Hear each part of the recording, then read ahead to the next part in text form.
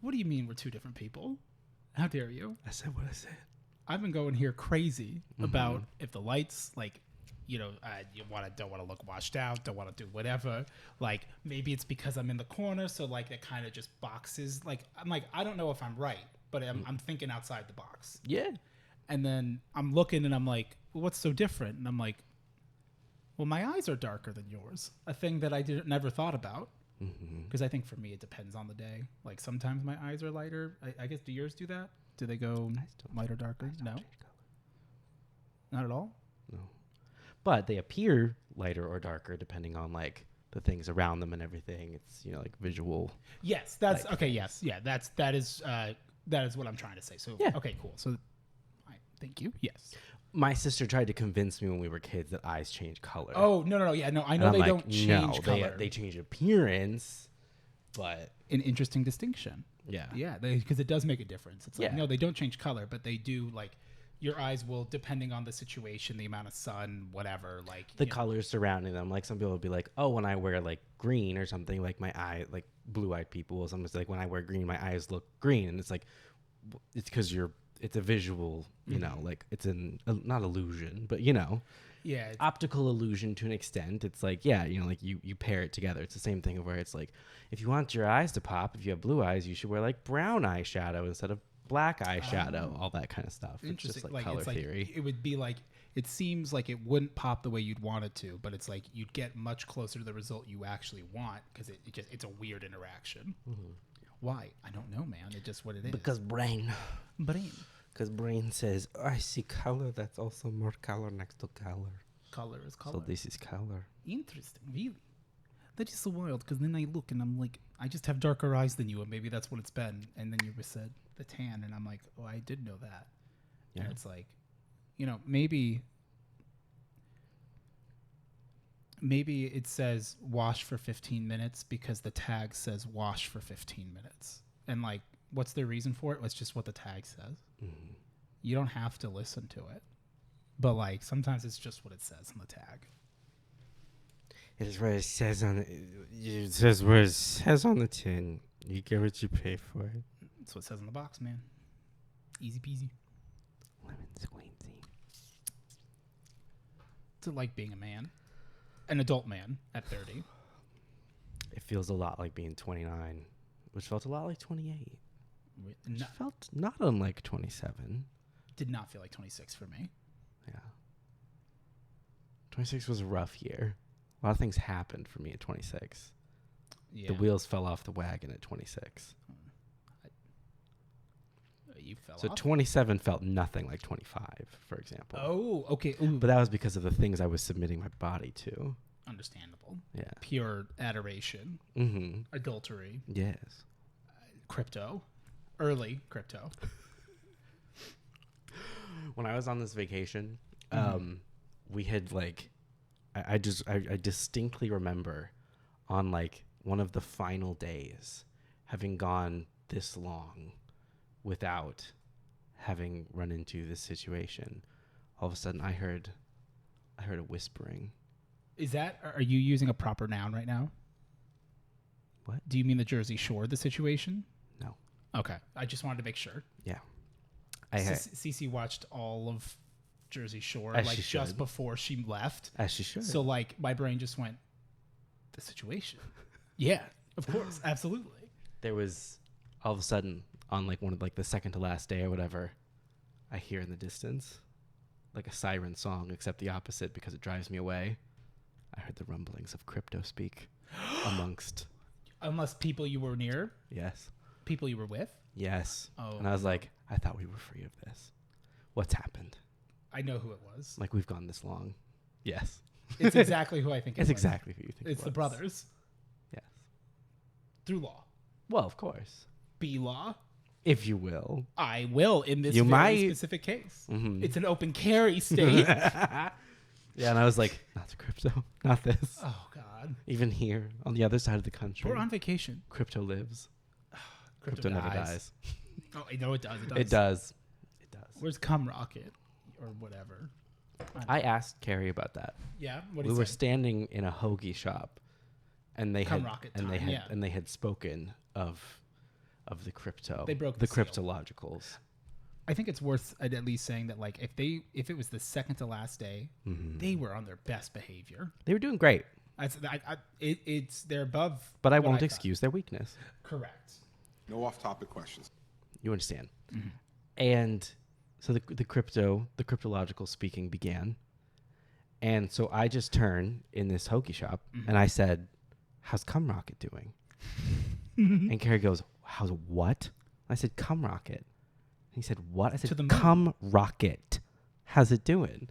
And he was like, "What are you talking about?" And I was like, "It's a crypto thing. CumRocket. It's a coin." Bro, And, he's he's like, blockchain. "I've never even heard of that one." I was like, "Well, I guess it's not doing well, but put some respect on it. CumRocket." Yeah, actually, I'm kind of surprised. Like, how does he not know the meme ones? You want to know why? Because he takes it seriously. Because he takes it seriously. And, like, I'm sure CumRocket was more or less just a pump and dump scheme.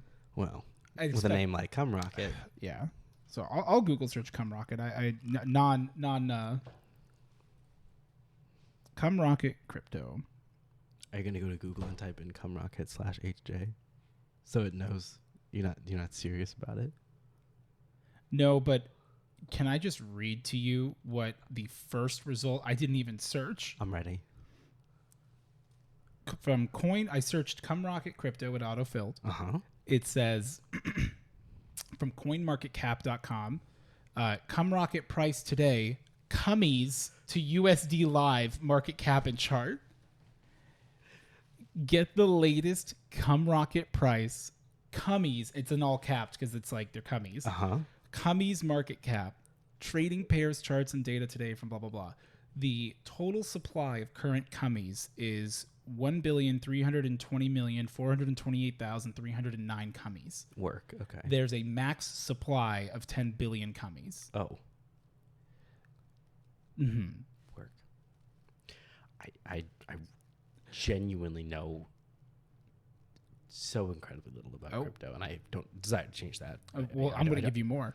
What is the prediction? People also ask, what is the prediction for CumRocket crypto? CumRocket cummies overview. Yeah, where's the cummies going? According to BitcoinWisdom.com, bullish CumRocket cummies price predictions range between 0.008155 and 0.015403 cents. So not even nowhere near a full penny. By 2030.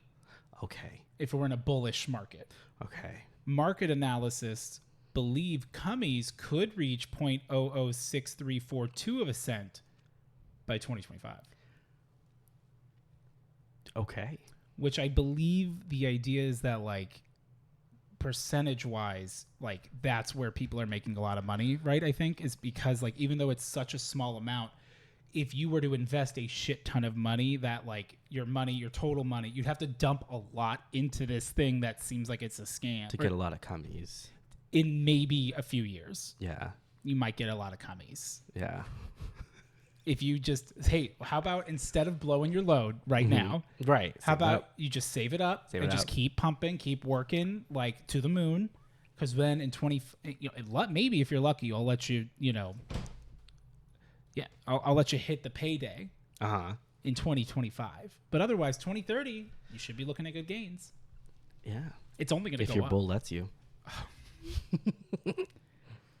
Like, it is a joke, but also it's disgusting.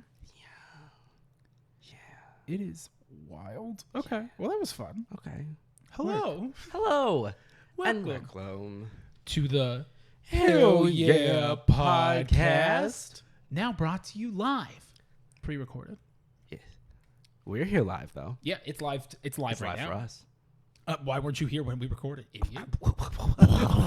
What were you doing? Not seeing the Barbie movie, obviously. That part. Have you seen the Barbie movie? No. Okay. It was okay. Yeah. That's not true. I actually really liked the movie. I made an hour-long video about it. Cool. It was fun. Yeah. I do want to talk about the Barbie movie, but not the Barbie movie. I want to share to you what happened to me after the Barbie movie, if you'd like to hear. Go for it.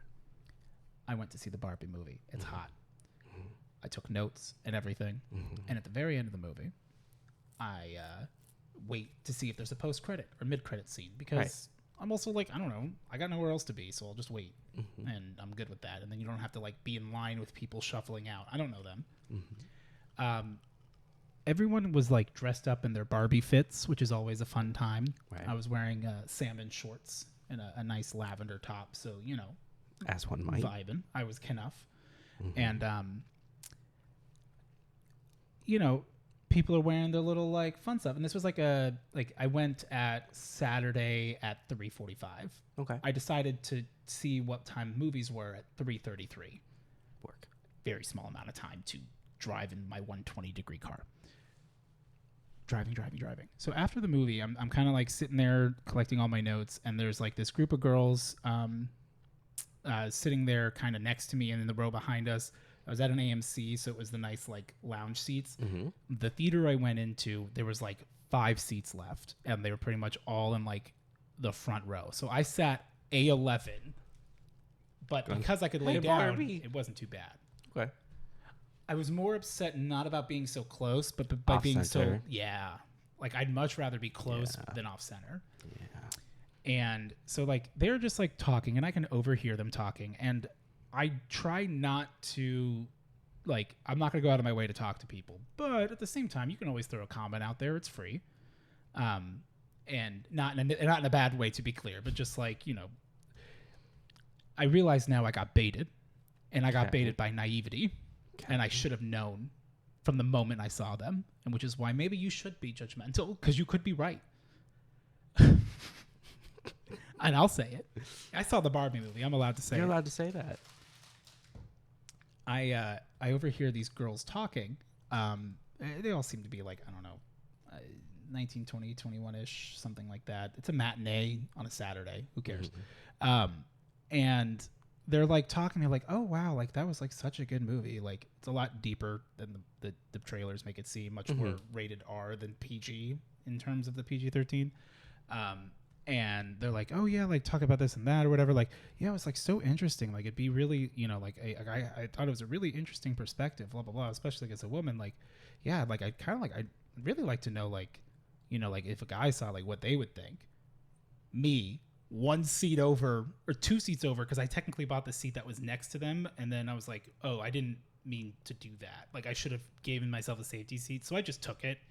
Figuring if someone came for the seat, I'll move. Act confused. Yeah. Or just I'll just be honest. Like, okay, cool. Yeah, sorry. I just was trying to not be like so close. That was a little uncomfortable. Unless we were packed. If you're sardine, then it's totally cool. Right. Because it's both sides. But it's like there's 4 open seats next to me. Yeah. And I'm gonna sit next to you. That's weird. I just misclicked. And they're like a guy's opinion or whatever. And they like made that comment twice in a very short amount of time. Like, oh yeah, it would be interesting to hear like a guy's point of view. And I'm just like, I kind of just look at him and go, it was really good. I definitely like teared up and like kind of cried a little bit at like 1 part or 2 parts. It was pretty good. And honestly, the people who really needed to see this movie won't see it. And that's the most frustrating part. Like the people who needed to hear the message won't watch it. And that's fine. Like, you know, just say Lavi. Not that part, but you know, whatever. And they're like, oh wow, like yeah, like oh really, like that's so, like yeah, absolutely. I kind of like see it the same way. Like, you know, like what were you like doing? Like, you know, did you like it? I was like, oh yeah, like they're like, what are you still doing here? Asking me questions, and I didn't know yet. I hadn't fallen for the trap. This is a honeypot of sorts for the one wingman we all need in our lives, Rick. They're like, oh, like, what are you doing? I'm like, oh, I actually was just taking notes, like, on the movie, you know, because I, like, was going to, like, make a little video about it or something. I was, like, getting really shy because I don't want to, like, no one wants to be going in and going, yeah, I make YouTube videos about, like, the movie, which I shouldn't be ashamed. But it's, like, I don't know what you guys are wanting from me and why you're talking to me. And, like, just let me take my notes in peace. Yeah. And it's part of like what I was doing was just like kind of going over. I realized a lot of my notes were tough to read because I wrote them on my leg in the dark. Right. As you would. So it's like, okay, next time I'm like, okay, I gotta like, I don't need to write as many lines. I can just use a lot of paper. That's okay. Or use a bigger notepad. So it's a little clearer. And like, I'm like, yeah, I just like, he was like, oh, that's so crazy. What kind of notes did you take? And I was like, I mean, it's mostly just like things that happened in the movie. Like, I'm much more of like, I just kind of like put notes of like what was happening or like a small little thing so that when I go and look back through it, I'll go, oh yeah, that part. And now that I'm thinking about that part, I remember how I feel about it. So it's like, I don't have to write down how I feel. I just need to write down the thing. And if I'll decide if I want to like talk about it, it's just, you don't know what you're going to talk about. So just anything that comes to mind, just write it down because you can sift through it later, I've learned. Mm-hmm. And they're like, oh, that's interesting. And I was like, they're like, anything in like of note that was like really cool? And I'm like, oh, I mean, like, you know, it's kind of interesting. Like, there's a part where, can you pause it real quick? I'm going to spoil it. Okay. So new Steve, cherishing my 20s. I didn't spoil it for you guys. I spoiled it for him. So I talk a little bit kind of like what I just did of like how I think that's like really kind of profound. And it's like I relate a lot to that as someone who's been struggling with stuff. Mm-hmm. And she goes, yeah, you know, and like for anyone who hasn't seen the movie, I assure you this is related. And if you want to know why, watch the movie or go watch my YouTube video review that I made of it. She looks at me and she goes, like, have you ever had the voice of God talk to you?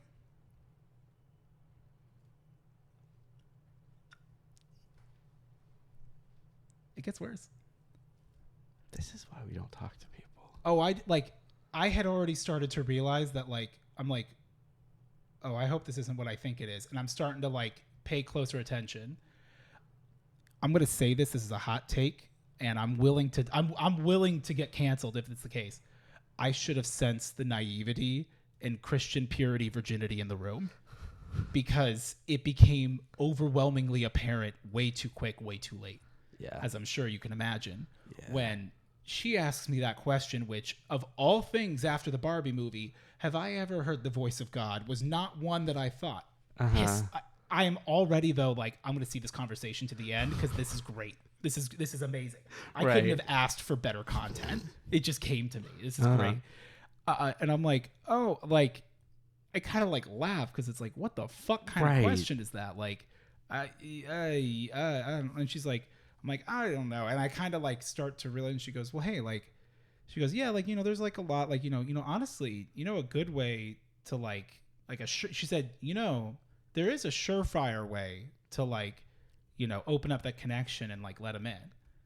And I was like, oh, she goes, she's like, you know, yeah, like on the Bible, you know, there's like this. She goes, yeah, she leans like across because she was like a row back, so like with her friends right there, like kind of pincering me a little bit, and like I don't think she touched me, but she did do the like I'm gonna kind of close the gap a little bit, and she goes, role play, you're me, I'm her.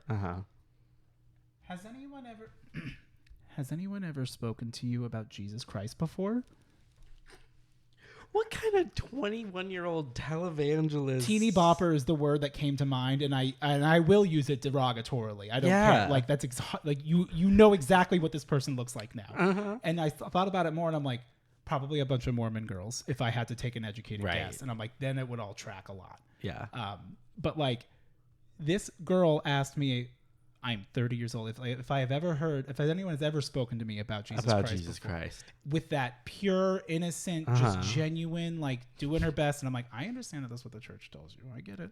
Right. Like I'm much more aware. Like, you know, what I wanted to say was, you know, I have actually, and I can't remember a day I wasn't reminded about Jesus Christ for the last 30 years, if I'm being really honest. I'd actually love to go a day where someone didn't talk to me about it because I don't think about it. Instead, I said, well, yeah, I kind of was definitely raised Christian, and, you know, because if I was religious, I would have just bit with them and, like, they could have had a fun talk. But instead, hey, there's always an opportunity to convert. And I'm like, they're not going to be, like, pushy or whatever. And they're like, well, yeah. Like, I'm like, oh, well, like, I don't really, like, I got a problem with organized stuff because personal experiences. And I think that, like, whatever works for people, like, whatever works for you works for you. Like, no one should tell you if it works for you or not except you. Something that I've learned. Like, when you're trying to look for validation in others, like they're not in your head. They don't know. They can't say with certainty. Like they could just say how they feel, and that doesn't mean like everyone's different, bro. It doesn't mean that they know know you better than you do. And I've just kind of just some like longer fluff answer to be very clear that like if you're gonna try to convert me with this, like you're not like you're wasting your time. You're bargaining up the wrong tree. Yes, in a respectful way though. Where I'm like at the same time I need to give them some reality, but also I don't need to be a dick. Right. So because it's free. It's free to just be nice to people, and I know they mean well. It's not them that's the problem. They are the problem, but like they're a symptom of the problem. And she goes, well, you know what? I don't know if you know this, but did you know that you can actually like, a surefire way is through the Bible to talk to God? Like, and I'm like, oh, really? She goes, yeah. Who says things like this? A surefire way to get a connection going, to hear, to speak directly with God is by reading the Bible. Reading the Bible. And I'm like, okay. And like curious. Okay. I'll bite. And she's like, I just let her keep going because, silence is always an option. Mm-hmm. And people will go if you don't fill the silence. Mm-hmm. I'm self-aware. And she's just like, yeah, like, there's like this. So, what's cool is, actually, you don't even have to spend money. I don't know if you know this, but there's an app you can get on like Google Play, like on Android and Apple. That is like, it's like this something app, whatever, it had some name. And it's like, it allows you to like, have a digital version of the Bible right there in your pocket, and it's completely free. And like, it helps you, like, I know you like don't like seeing things through those different lenses. You want to have like an unfiltered view. And it's like a really great way to like, kind of like start working on that and like opening it up and exploring it without like getting anybody's like own opinion. It allows you to form your own. And part of me was like, as an aside, I wanted to be like, that was a surprisingly well-framed sales pitch. Yeah, I'm like, I will say, read the customer and framed it around them. I want to say that you're doing a good job. I'm not going to. Right. But like, I will recognize at the same time, even though I don't like the product that's being sold in the like the meta conceptual of like the pitch, you surprised me. Like, yeah. I didn't look. You hit me with, "Have you ever heard the voice of God?" And I'm like, well, damn, now I've got a bite. Like, that's insane. Or rather, the fact that she found a through line is the most insane thing. And I'm like, she saw it. Yeah. She took the shot. And part of me is kind of inspired. I mean, yeah. Like, she could try to do the safe ways or go, well, he said something, and like, we could just go for it. Yeah. It's like, well, I didn't really want to talk. I just kind of wanted to leave. I just, like, I don't know. It's really hot outside, so I'm just kind of like bracing myself to go. Yeah, like, I'm sitting at the end of the movie because, like, I was just collecting my notes, and then I overheard you guys talking. Like, that was it. So just funny. And then like, I was just like, okay, well, I'm like, yeah, no, maybe I'll give it a check out. But anyway, probably not. But wish the best of luck. Hope you guys have a good weekend. They're like, okay, thank you, bye. And then I was like, oh, whatever. And then I was going to take a picture in front of the Barbie sign because they didn't have the box anymore. So I couldn't be in the box. But I was like, at least in front of the poster is like a little like, look what I did. And I like went to go pee and I came back out and that gaggle of girls was starting to like come out. And I just went, I don't need a picture. Because then they stood in front of it to take pictures. And then I'm just like, I don't want to have another conversation with them. Yeah. Have you ever heard the voice of God? But have you? Maybe. For what it's worth, on my Barbie review video, I am Kenough for how I learned to stop worrying and love the Barbie. Thank you. Right? Good name. The description for that is, have you ever heard the voice of God? Has the voice of God ever spoken to you? And like, and then it's like my links. That's the description. It works. What would you do if I heard the voice of God? Oh, and yeah, if someone asked you that, like, well, you'd probably. It is worth pedaling a quarter turn backwards just to say you would not be in it. I would not be in that situation. Correct. I understand that. However, unsolicited, sometimes people will drag you into that situation. So if I was stuck they in bring that the situation. They have situation at home and they and brought extra. They order it for the table and they say, I know you'll have situation. We're just waters. I brought situation. And I'm like, I'm full. And they're like, oh, you can have a bite. Just give it a taste. Hey, I know. Thank you. Bite. That part. It's like, you can't sit with us. Yeah. I understand. You would never be at a movie. That part too. If we want to roll a half turn of the wheel back, then I wouldn't even be at the movie. In a situation where I broke you down enough and I convinced you to go see the Barbie movie because, like... But bro, what about Oppenheimer? I don't want to see... I don't know if I want to see Oppenheimer. It's one of those things where it's like, I don't think I would dislike the movie. I think it would be like, that was cool, but like I have no drive to see it. But I feel like I'm supposed to want to see it. I don't know. I'd go see it. A lot of people did the Barbieheimer. Yeah. Like apparently like there's a lot of talk about like how good the movies would have done if they weren't like so tonally competing different. And tonally different. Like maybe I think they actually increased each other's sales, which is kind of interesting because like it's the whole meme of like Barbie. You got a Barbieheimer. Apparently it's like I was like I don't know how much I want to see a movie about like the bombs because like it's not a good ending. Right. But it's all more so about like what led up to the process and all that shit. And like apparently it's for the most part of 2.5 hour movie is men just talking in a room. And I'm like, well, that I can fuck with. Like, oh, we're gonna sit in one room for most of the movie. Most people would be like, this is terrible. It's a bottle episode. And I'm like, yeah, but you can have fun if you're aware that it's a bottle episode before going in. Then it's fun. Yeah. And I think that's where people fuck themselves up. Yeah, I don't think there's anything wrong with bottle episodes. Star Trek is like known for them. And I'm like, there is nothing like...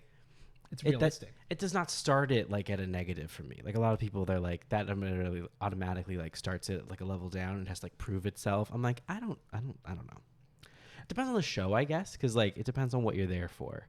Like with Star Trek in particular, like... the effects are sometimes great and sometimes hit or miss and everything, but like that's not what I'm there for. I'm not there for like big space battles and stuff. I'm like I'm there for like other things. The drama, a little bit and the storytelling. And so like not that like big dramatic fighting scenes can't be storytelling, but like that's what I'm there for. So bottle episode, I don't have a problem with it. But if you're like I like the pew pews, I can get it. You're not gonna get that. Well, I think like the thing that people don't, I think a lot people's initial reaction is that like, well, like nothing's happening in this one. They're not going to go anywhere. Like they're just talking. So like, it's not really important to it's not important to the plot. And it's like that is fair. It is. You're right. It is auxiliary to the plot, but it is very important to the story, which like people tend to not realize. There's a difference. Simpletons, if you will. Absolute fools. Bottom feeders. Know nothing. Knuckle dragging. There we go. Sopped, wet burlap sack. Disgusting. Mouth breathing. Yeah. Krill eater or krill feeder. Krill sifting. Yeah, krill sifting or what is right, through the brine. Yeah. Can we add water to this? Yeah. Okay. Steam. Oh man, some people just don't really think critically, and it's really weird because I've always kind of assumed that everybody's smarter than me, like everyone's thinking critically, and it's like, no. Sometimes they're just like, yeah, that was it. Oh, feel good? I think so. Provided I don't have to sign. Oh, please. Yep, we're good. Cool. Nothing I have to sign for. Ooh. Ooh. Oh, that's the way you're making me feel. Yes. Go ahead. Oh, I was just saying, I had 2 actually good examples of bottle episodes, but did you have something? Okay. I didn't want you to lose it. Okay. Okay. So the 2 examples that I have where they are really good and the critical thinking thing comes into mind is like the bottle episode is perfect for exploring like characters and how like you can put some unconventional pairings together and learn a lot about them. And like, it's that like bottle episodes allow for depth. Yeah. Are they filler? Maybe if you're just worried about the over, like you don't, it's not Depends. necessary to get the plot, but you get more out of it. Yeah. If the point of the show is characterization, then it's, you're not missing anything. Yeah. You're doing great. Like I think, what is it? Breaking Bad has the Fly episode where like they're cooking. It's in like season 3 where I think where like they have like a whole lab at this point. Jesse and Walt, Friends of the channel. Jesse Pinkman wears in season 1 a Sun Devil shirt. Oh. and like Ice Cold from Maroon and Gold. Goddamn Forkum right. Devils. And they were going to kill him at the end of season 1, but because everyone liked him, Vince Gilligan decided to keep him in, and he's beloved. So good for him. There's like a whole episode where like they're in their cook, like they've gotten commercially, like, you know, they're fucked. Like they are basically forced into this, but like it is a, for lack of a better term, like as professional meth as you could do it in that sense. And like the entire episode is just how they're in the middle of the cooking in the big cook room warehouse thing, and there's a fly, and like because it's very scientific and everything's pure, they need to kill the fly because they don't want it to contaminate anything. Mm-hmm. So it's just them trying to kill a fly for 45 minutes or whatever it is. Yeah. And it is amazing. Like it's a great episode. It's because of the bottle. And Community does one, which is how I know why it's called a bottle episode, because Community is very like meta, fourth wall, self-referential. Like it's a show about a show about a show. Yeah. And like they do a whole bottle episode with Abba being like, oh, it's a bottle episode. Let's go. We're about to really unpack a lot of things about each other with things that ultimately won't matter. And it's like, yeah. And sometimes you just get to say it. And it's like, oh, yeah, that's it. Cool. And I love it. Yeah. Do you have a particular favorite bottle episode of Star Trek? Or one that at least stands out? Memorable could be good or bad, I guess. I can't think of one, because like problem is like when you said like the unconventional pairings and stuff, my brain then went into a different direction where like now I can't get out of my head. There's an episode of Next Generation that like I wouldn't really classify as a bottle episode. You could, I mean, because it's like I won't. And you don't have to. There's like not a lot of effects and everything, and it does all take place on the ship. Like you're not, you know, like going outside or anything. Like there's no like set pieces or anything. Mm-hmm. It's not in one. It's not like in one set. Really. Yeah, it's too involved to be like a true like bottle episode in the way that at least Star Trek usually leans on them as like a money saving thing, because like there were some like specialty sets that they had to like work with.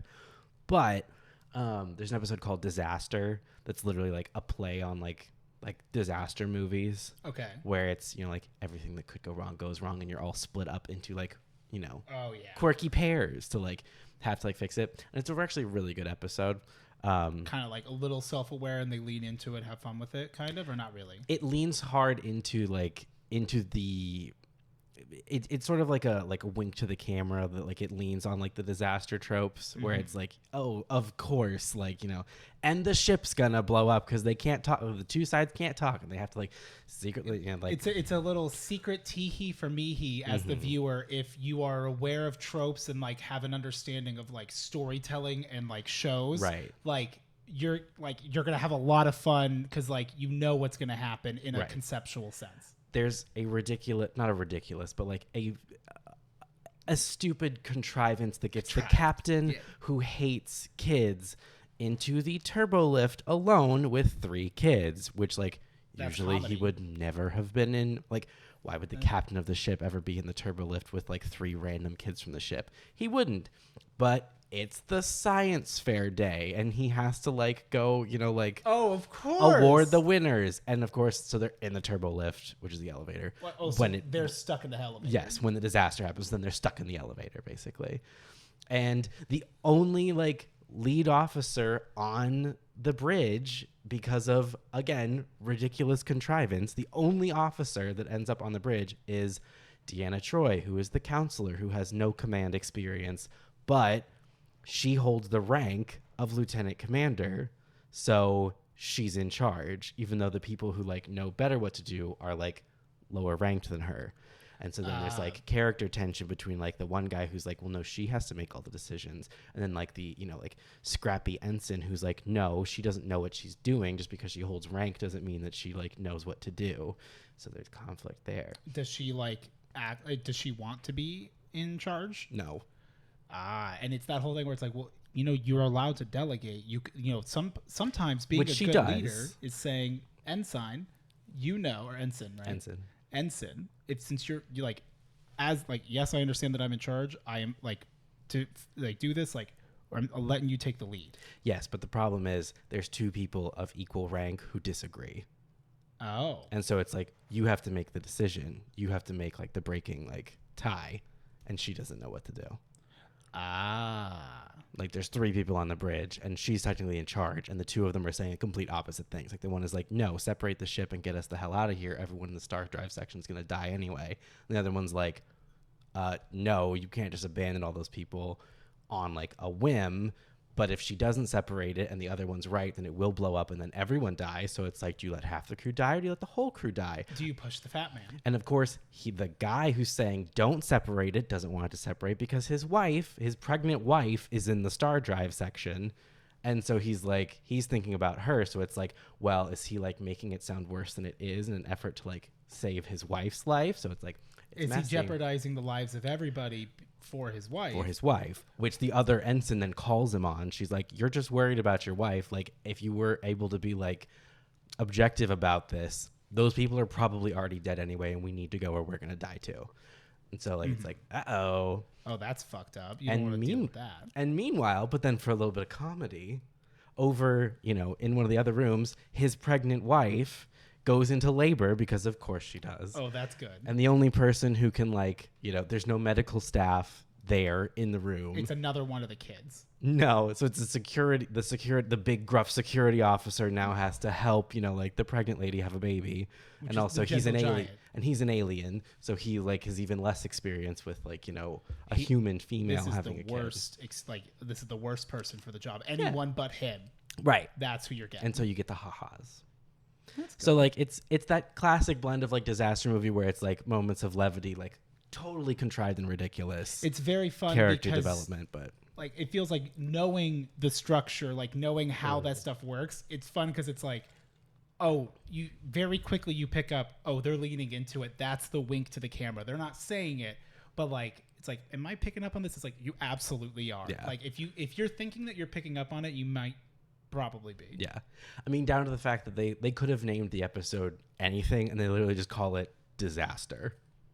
Because it's like, it's a disaster movie. Like, on the why Enterprise. not? Yeah, why not? Why not have everything go wrong? Because it all works out in the end. Exactly. And it's everything you want it to be. Like, you're going into it knowing what you want. And like, if you go for a disaster movie, you know what you're going to get. It's very satisfying. Yeah. That's what it says on the box. It's a good episode. It's a good one. So does everything work out okay in the end too? Like, of course. Does everybody die, or No. Did anybody die? No.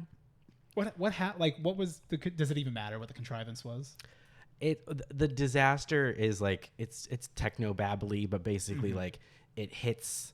I believe it's a cosmic string, and and it basically like sucks all the power out of the ship, and like destabilizes the warp core. Okay. So like now like the ship is like bulkheads are sealed, so you can't get from one area to the next. All the communications are down. The warp core is like going to rupture, but there are people in engineering who could fix it, but they don't know anything's wrong because the only screens that are working are on the bridge. And so the bridge is having to figure out how to communicate that to the engineering department that like you're sitting on a bomb basically. Oh my God. Yeah. Do they have to take somebody who goes, we need someone to send a message, and like as a pan throughout the whole episode, it's like he's like going through vents and shit to pass on this message, and then finally gets there and they already solve it?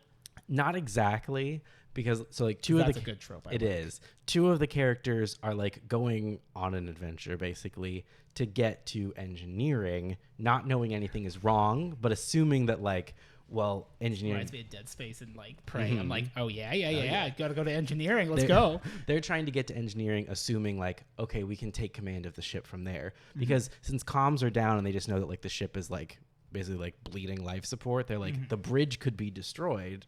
Both ends of the ship have no idea what's happening with the other one. They're like, everyone in engineering is probably dead. Meanwhile, the people in engineering are like, everyone on the bridge is probably dead. Since we're not hearing anything. Right. Yeah. So like, it's a good episode. Fun. And then it just works itself out more or less. Like there wasn't a problem, or they solved the problem. They solved the problem. Spoiler alert for an episode from 1989. But basically like, Deanna, now I want to know. Deanna, who is on the bridge, who has the one in charge, who has the ensigns arguing. The one ensign is like, you need to separate the ship. The warp core is going to detonate, and if we don't separate the ship in 2 and get out of here, it is going to blow up, and you are going to let everyone on this ship die. The other guy is like, we should try to alert engineering to fix the problem. Wait as long as we can. Well, his thing is like, just like, we need to like try to save the ship no matter what. Yeah. Because in addition to like, that's probably the right thing to do, he also is admittedly specifically thinking about his wife and unborn child when he is saying that. But it's also like the right thing to do, like morally, of course. Okay. So that was actually, I thought the guy who was like, we just need to cut and go. Like, is that the one who knows what they're doing? So like both of the two people who know what they're doing have opposite opinions. The one ensign who has like no vested interest in the crew is like, we need to cut our losses and go. And then the one whose like wife is in the other section is like, no, we need to stay as long as we can. Deanna, who is the one in charge, is like, let's do whatever we can to like warn engineering, wait as long as we can, and then if it looks like it's not going to work in time, then we'll go, even though that risks going too long and then we can't separate and we all die. Mm-hmm. She's like, I would rather risk us and give them the best chance. Yeah, like it's one of those things where it's like, it's so what, you'd rather save everybody than nobody, or save nobody than everybody, or whatever. It's like, it's Kobayashi Maru. There's no right answer. Right. Like one's more like logical and seeing at the end, and it's like, but like we do have time to try. Yeah. And so why can't we find a middle ground of like, how about like estimate a time of when it would be, like realistically, worst case scenario? Well, it could blow up right now. Okay, well it's not. Mm-hmm. Is it like you have like 2 hours and then like it's like at that point like there's no way it can last, like it will happen in the very least like 2 hours. So it's like, okay, we can give an hour for it because it'll take a while. You know what I mean? Kind of like, and that's what they try to do. And then like the situation gets worse, and suddenly, of course, like suddenly it's like, oh, now it's gonna blow up in like 2 minutes, kind of a thing. Oh, so, like, perfect. You know, and they get it at the last second. And so basically, like they send like what little power they have to the engineering department, and they like basically like turn all those screens on so people can see that like the warp core is about to blow up. Mm-hmm. And so then meanwhile, of course, it just so happens that like Riker and Data, who have been fighting this whole time to get to engineering to try to take control of the ship, they get there, and then when they get there, they're like, the entire ship is like dead in the water and all of the screens are off. Why is every screen in engineering on? And then they figure it out. They figure out like, oh, it's because they're trying to tell us like this, and this. They manage to get it fixed, and they stop it. And they find a way to like subtly communicate. Like they can't communicate clearly, but they can be like, we can make it seem like let's get them to investigate the thing. Yeah. And then they'll like, if they don't know to go look at the warp core. Exactly. Because why would you? Yeah. And so then they manage to fix it in time, and everyone is saved. And what I like though, from a characterization perspective, is that like, you might in another show, and honestly in Next Generation, which is famous for like having no character development, great show, but it's episodic. It's not about character development. Not like Deep Space Nine. You understand? I do. I gotta get around to watching it because I think it's good. Like it seems actually really good. Yeah, because it's a story. Yeah, Ensign Ro, who is the one who was like, we need to just cut our losses and get out of here. At the end, instead of her saying, you know, like, oh, you know, like, Tiana, you were right, I was wrong, it's good that we stayed, she literally is like, you were right this time, but you probably wouldn't be right the next time. She's like, so like, yeah, I'm glad everyone's alive, but like, I still think you made the wrong choice. And it's like they will remember this. Yeah. And in, again, one of the extremely few moments of like character development that actually then like drives Deanna to do like, because she holds rank, but she's a counselor, so she's ill prepared to be a commander. And because she went through all of this, she then goes to like the command school basically to learn how to better handle a situation like that, because she doesn't ever want to be like stuck in that situation again and not know what to do. Which is, for what it's worth, that's the right way to do things. It's like, you were very lucky. You got yourself out of that situation, and it's like, I don't ever want to be in that again. Well, you can't necessarily control that. Like, do your best to not get in that situation, but it would also be smart to, that was a clear sign that like, I do struggle with this. It's really hard. Mm-hmm. There's got to be a way to help. And a lot of that is like, hey, you will not always know the right decision. That's okay. Mm-hmm. And like, you will make the wrong call. Yeah. But like, it's real easy for everyone after the fact to say what you should have done. Mm-hmm. You know, and it's like, it's when you put people in those positions where there's that like perspective of like, at the time, this is just what we decided. Because honestly, everybody else no one else wants to make that call. Right. aside from like the very strong advocates who typically have a self-preserving interest in whatever capacity, which is fine because like that's realistic, that's humanity. But like it's life. Like it's just very fascinating because like like that sounds like a nightmare. Like I would hate having to do that. Like it's like I'll be on board with whatever you pick. Just pick something. But like that's also in a way of like it is kind of being selfish. You're making them do it. You're putting it on someone else when clearly they can't, or they can be like, well, hey, we're gonna have you do it. Like advise me. Yeah. And you advise me. Okay.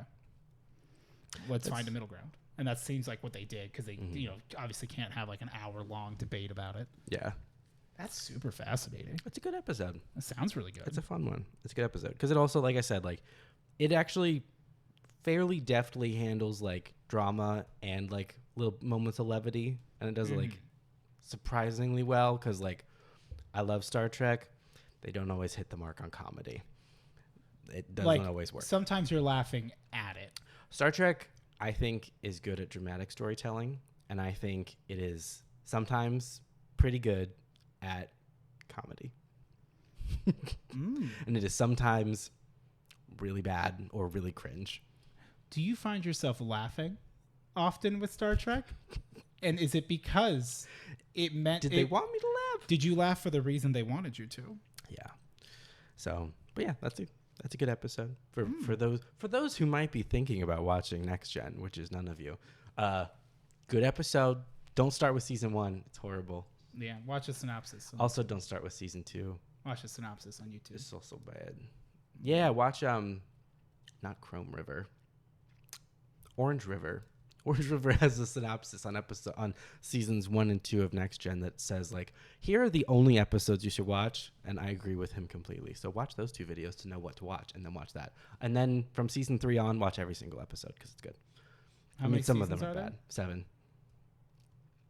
I mean, some of them are still like stinkers, but like not in the like earth-shatteringly bad way that seasons 1 and 2 has stinkers. Yeah, of course.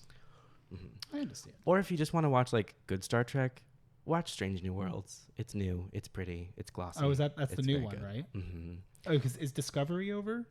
Discovery is about to have its last season. Okay, because that Strange New Worlds and Discovery were running concurrently. Is Discovery good? There are good parts of Discovery. I'm not a Discovery. There are people who like hate it on principle. I don't think it's bad. I think it goes through what every Star Trek and most television series do, which is that like sometimes the first season or 2 is like they're finding their footing, so like it's not great. It might be like it's like good concepts that like they're struggling to figure out how to execute. Because the other thing that like I don't think people give Discovery credit for is that like it had been so long since we had like a Star Trek show. It's like they're basically having to reinvent the wheel. Because it's like, it's Star Trek, but it's in a completely new, like, paradigm. Like, the last Star Trek show that had come out was, like, basically, like, pre-9/11 and, like, at 9/11, like, right around that period, like, early 2000s. And you can feel it. Yeah. Like, you can feel the episodes that were written after 9/11 in a way. Season 3 is all, like, not completely allegorical, but it's like the impetus of it is like an allegory of 9/11 kind of a thing. It's like, so it was a very different time. It also probably had a much different impact at the time than it's not that it doesn't hold up well. It's one of those things where because there was a very big event, it changes over time. Yeah. Like it was just like a very like, yeah, they were making Star Trek again for the first time in, I think it was like 15 years between like when Enterprise ended and then when Discovery started. So it's like, yeah, it's going to take them a while to like figure out how to make Star Trek for like a modern day. And so like, I don't think Discovery's first season is very good, but I think their third season was really good. I think the second season had some great episodes. Oh, so you did watch all of it? Yeah, no, I've watched all of it. I think their first season was not good, but that's just personal. And then I think season 2 had a lot of good stuff in it.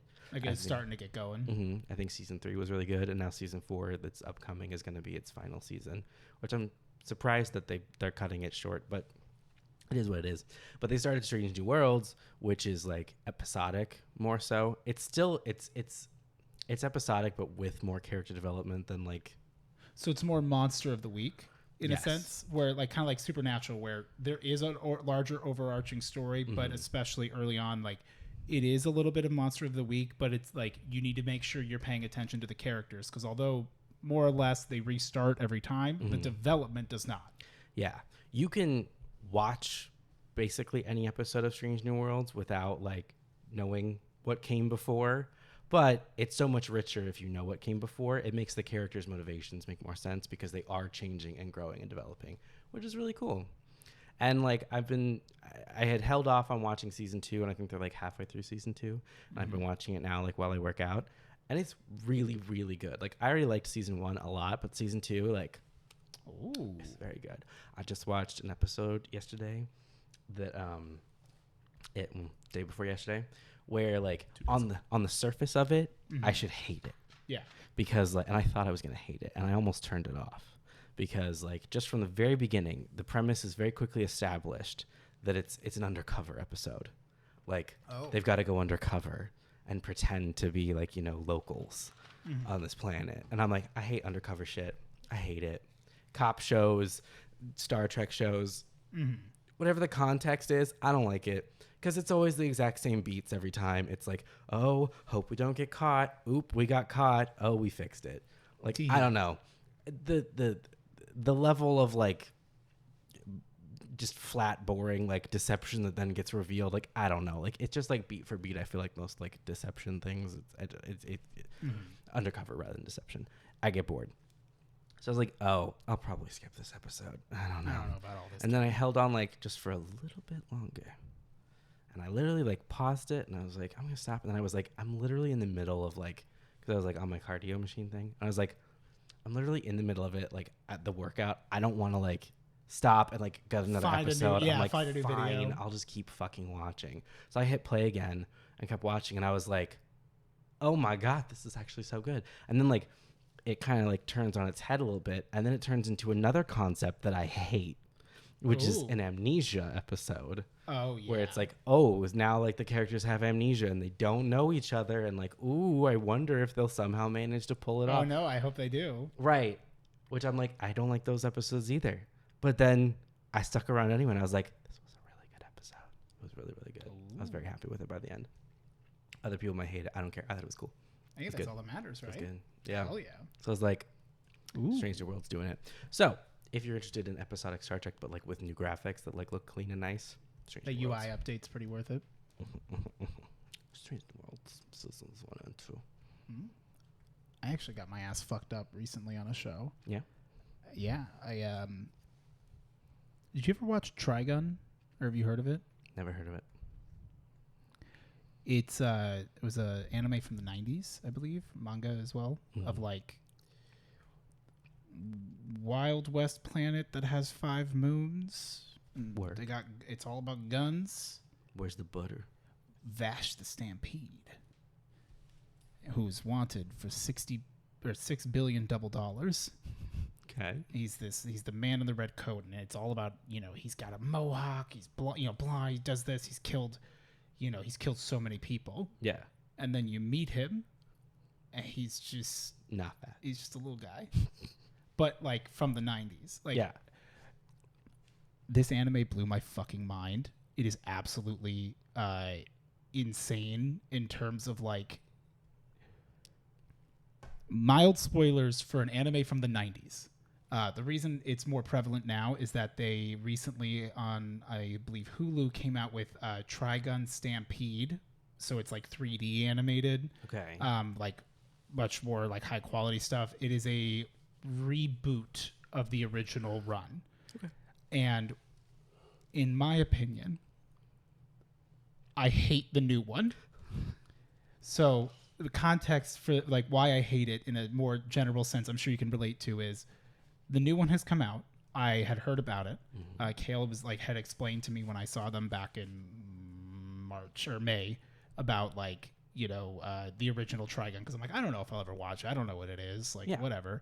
And like kind of like describing it to me, like, and like there's a lot going in, like there's a lot of like Christian imagery and whatnot, and like it's really interesting how it's like invoked, because it's not like super crazy, but like, you know, angels And what does it actually mean to be an angel? And like plants and like seeds, and it's weird. It's it is a hidden sci-fi anime that you like, that blew my mind. And the big thing is that,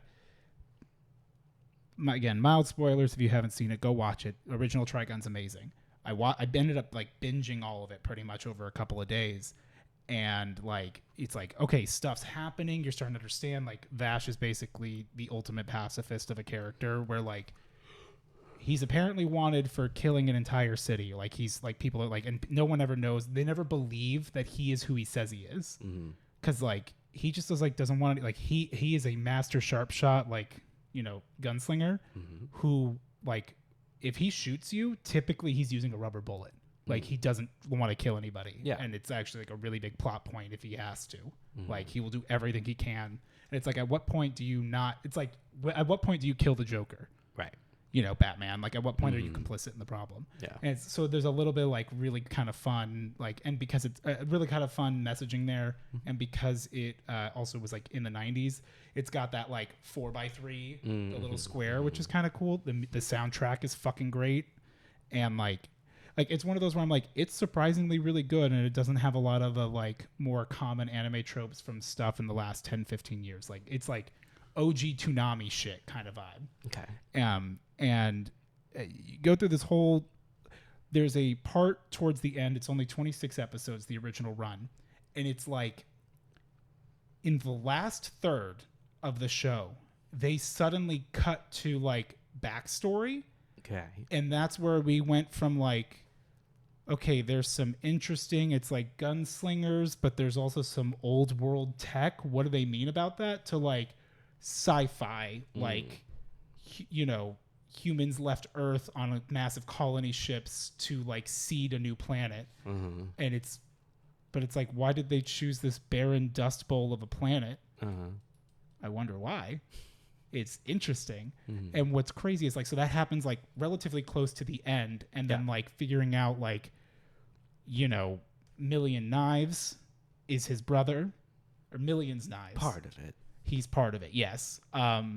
Who's like it, the whole basic premise is that people are after Vash the Stampede, and then Meryl Streif and Millie, I forget her last name, Millie Thompson, are insurance agents.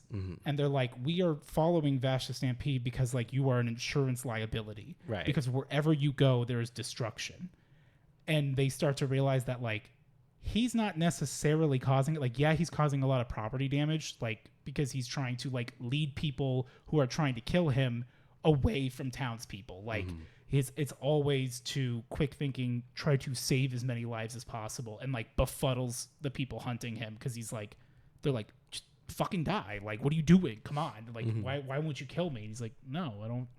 He's like, I didn't think anyone had to die today. Like, that kind of energy. And it's like, yeah, like he's a very sweet man. He's a sweet little boy. He's perfect. He makes mistakes.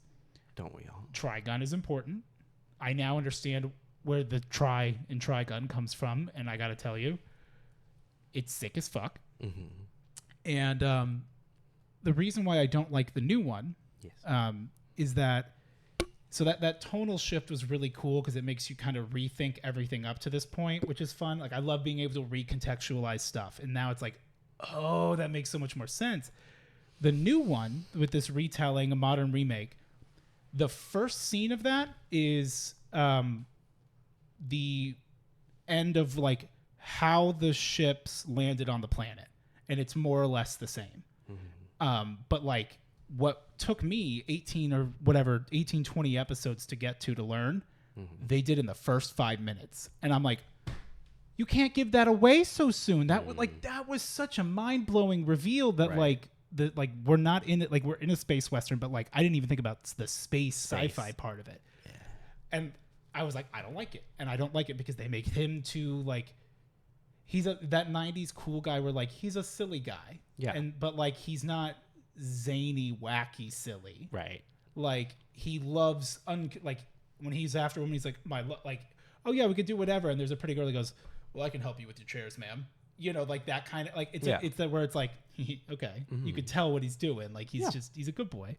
And they're with the new animation, super expressive. They can do some really beautiful. It's absolutely stunning. The Trigun Stampedes, it just looks amazing. But they replaced Millie. She might come back for season 2. No, Millie was a badass, and they replaced her with Roberto. They took 2 amazing female characters that were written in the 90s, which is insane for like how like strong female characters they are. And I don't really like that they kind of turned Meryl Streep into Joan Girlboss a little bit, and then they replaced Millie with Roberto. And like now they're not insurance agents, but it works. Like I have to like take a step back and go, they're gonna tell a different story. And in a lot of ways, with the newer animation, they can get into the like sci-fi metaphysical power shit that they kind of slowly hinted at and didn't really have like the means to showcase so well. So it's like, we're going to go ahead and introduce that plot point right away. Because like this is a part, and I'm like, I see the value in this reboot now. Because it is exploring a part that could have been touched on more. And it's sick as fuck. Hell yeah. I would say like personally that like, you ever just want some like filler content while you're watching something that you don't have to pay too much attention to, and you just want to like give something a try, like that would be one that I'm like, that's worth just like giving a little watch, the OG, just to see if, just for the music. The music's good. Yeah. And like the fights it's very creative. Like you're very like, I don't think it's like, well, the goal is that no one will die. Yeah. So it's like, how is he going to pull this off? Like, what the fuck is he doing? Like this quick thinking. And it's just, he's Vash the Stampede. I don't know. It's almost like he's not human. Unless. Well, it could be plants. Well. Yeah. Well. Also, plants are a thing. Well. Power plant or physical plant? Yes, is the answer, which is wild. And I don't get it. And it's cool. It's cool. Yeah. Actually, I kind of want to rewatch it because it was good. Yeah, and that's all I have about that. Okay. So I went on vacation. Yeah. What else have we? Yeah, I guess we never really went into what we got up to. How was your vacation? It was good. I went on a vacation to Cape May, New Jersey. The situation. And now I'm like, okay, that makes sense. Now I was like, I thought you had said it was New Jersey, but I understand. Now that's why I thought of it. Got it. While we were in Cape May, New Jersey. Yes. Taylor and I, friend of the channel. Friend of the channel, Taylor. Taylor and I. We bopped on down to the mall, as they call it. Shopping center. A shopping center. Did you go to the pavilion? No. The shopping pavilion. That was I did. I also didn't know what it would be if you went, so you're good. We went to the mall. Lots of little shops. Shops of horrors. Selling many different things. Really? Did they have good coats? Not that I saw.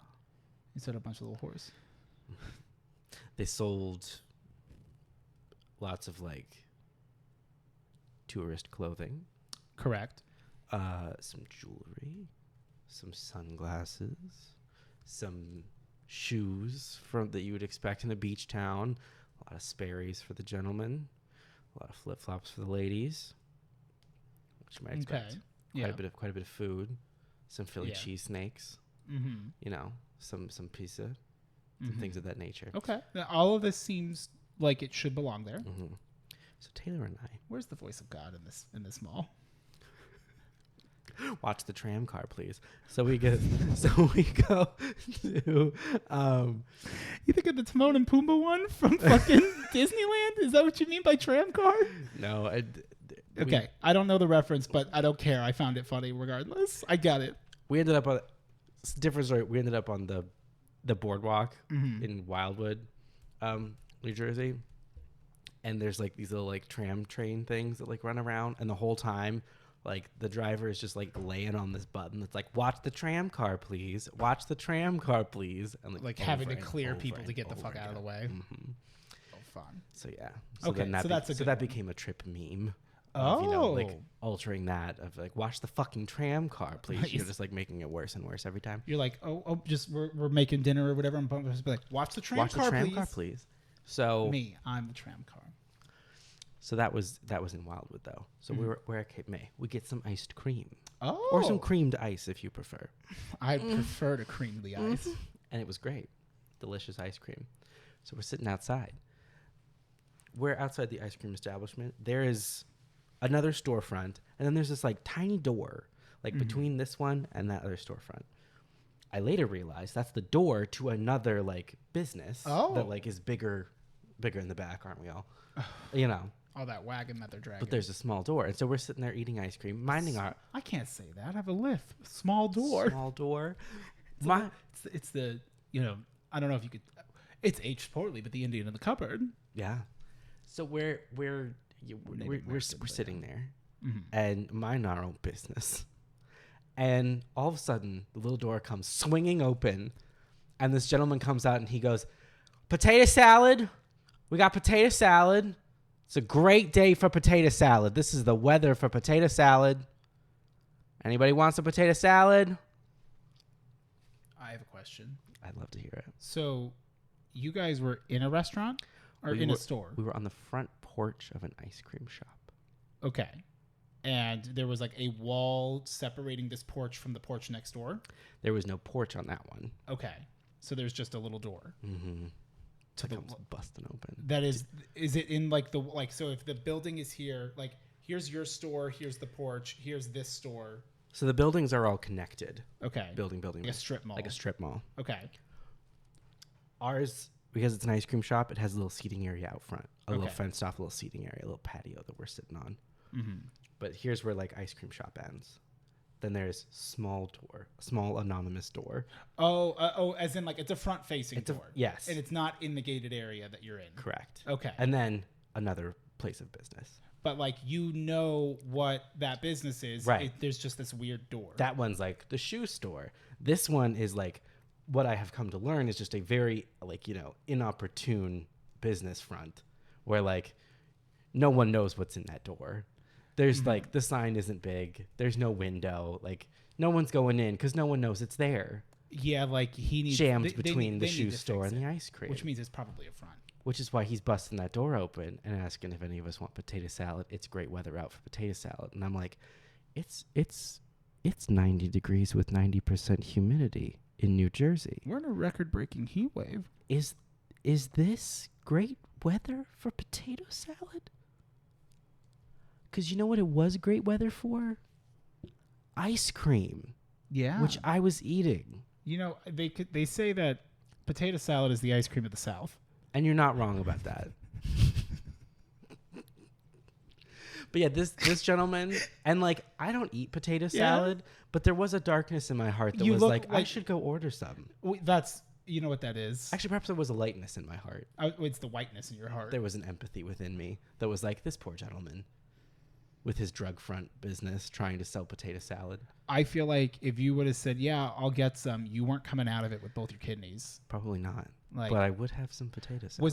Was it a 2-story building? Is it possible that it was a residential? Like it's one of those where it's like I live between two shops? No, it was a business. And then like I looked closer and like saw like the sign above it. I can't recall. It's like a cafe or something. Mm-hmm. A little. They sold other things other than just potato salad, but he was pushing that potato salad. Feels like either they needed to get rid of the potato salad or like it's just really good potato salad. Like that's fair. As someone who doesn't like it, I would be willing to try if it was really good, but I would know looking at it if I'll like it. Yeah. If it's too yellow, get out of here. It was a wild time. And we weren't even in Wildwood.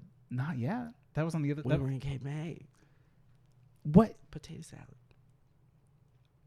That makes so. I was thinking originally that you were like in the T-shirt section inside the building, for example, because I forgot about the ice cream part, and I'm like, wait, so there's just like one of those like it's a shared wall, and right? Like, it's almost like they painted potato over salad. it, but like it's very faint. It's just who wants potato salad? Who wants potato salad? You can't be assaulting these customers. It's great weather for potato salad. That's nuts. Later. Oh, okay. Separate story, but also fun. Just people watching. Yeah, of course. We end up at a pool. There's lots of people. We're in New Jersey. Did you see the ocean? I did. I stepped in it. Mid? It was Atlantic. Yeah. I hate. You got to bring your own vinaigrette. You know. That's why I don't go to the balsamic anymore. We're at a pool. We're in New Jersey. Not billiard. You're not at a billiards table. You're at a. We're at a public pool. A semi-public pool. A pool that services 3 hotels. None of which we were staying in, but we still got in. So you went to a public. You went to a pool that was made available to you, the public. It was not meant to be available to me, the public. It was meant to be available to the paying public of these 3 hotels, of which I was not one. You just went in. Yeah. Because what are they going to do? Well, we knew someone who was staying there. You certainly were not allowed to have that many guests. And They don't yet, know. It's not their business. How many people were staying in that person's room? They don't know. They could have each had one guest. You understand? And then they got sick and they went upstairs because their tummy hurt. Yeah. So we're in New Jersey. Also, you're staying with them. Go put one item in that room, and now you can stay. There you go. Sad. So we're in New Jersey. Land of A terrible time. Land of wonderful people. It just got me right now. You saying like, so I'm in New Jersey. Do you remember?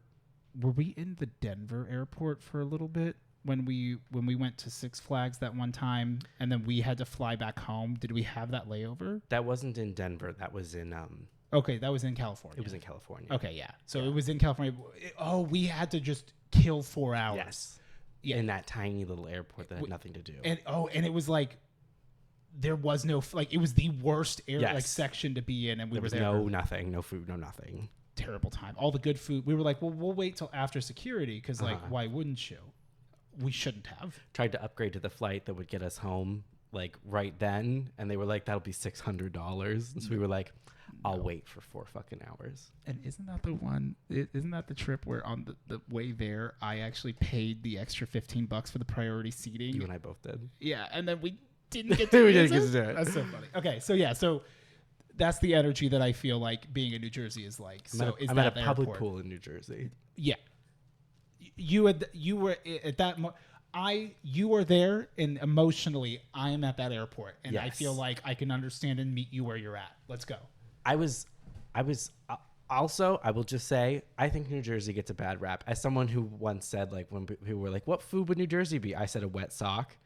That's not untrue. But in fairness to New Jersey, Cape May was beautiful. I'll give them that. I'll give them that. It's America's oldest resort town. I don't know if you've heard. Oh, no. They'll let you know. But what a delightful cross-section of humanity to be found in a public New Jersey area.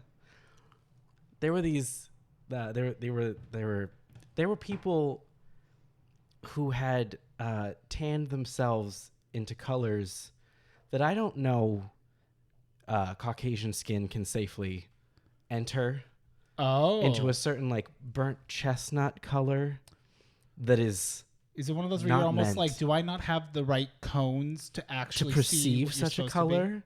Yeah. Have you achieved enlightenment? Right. I'm like, I think I just a chestnut color? Unsafe. What's a chestnut? Like, I know what a chestnut is. I'm like, what color is the chestnut? Like deep, like a deep, rich, orangey brown, like a burnt chestnut. They were too tan. They'd roasted themselves into oblivion. It kind of seems like you would do this for like bodybuilder competition level, but like they were just living their life, which I'm like, that is very unsafe, and you should be wearing sunscreen. You should not be doing that. But not my business. That's their bodies. They can do whatever they want. But I hope that's they don't. true. Mm-hmm. I wish they would do differently, but it's not my place to tell them. They know. Live fast, die young, die wrinkled. Look old. Wrinkled, saddled, leather bag, knuckle dragging, krill feeder, krill. You know what? I forget what the word. What is the whales like? What is that called? That they're a type of.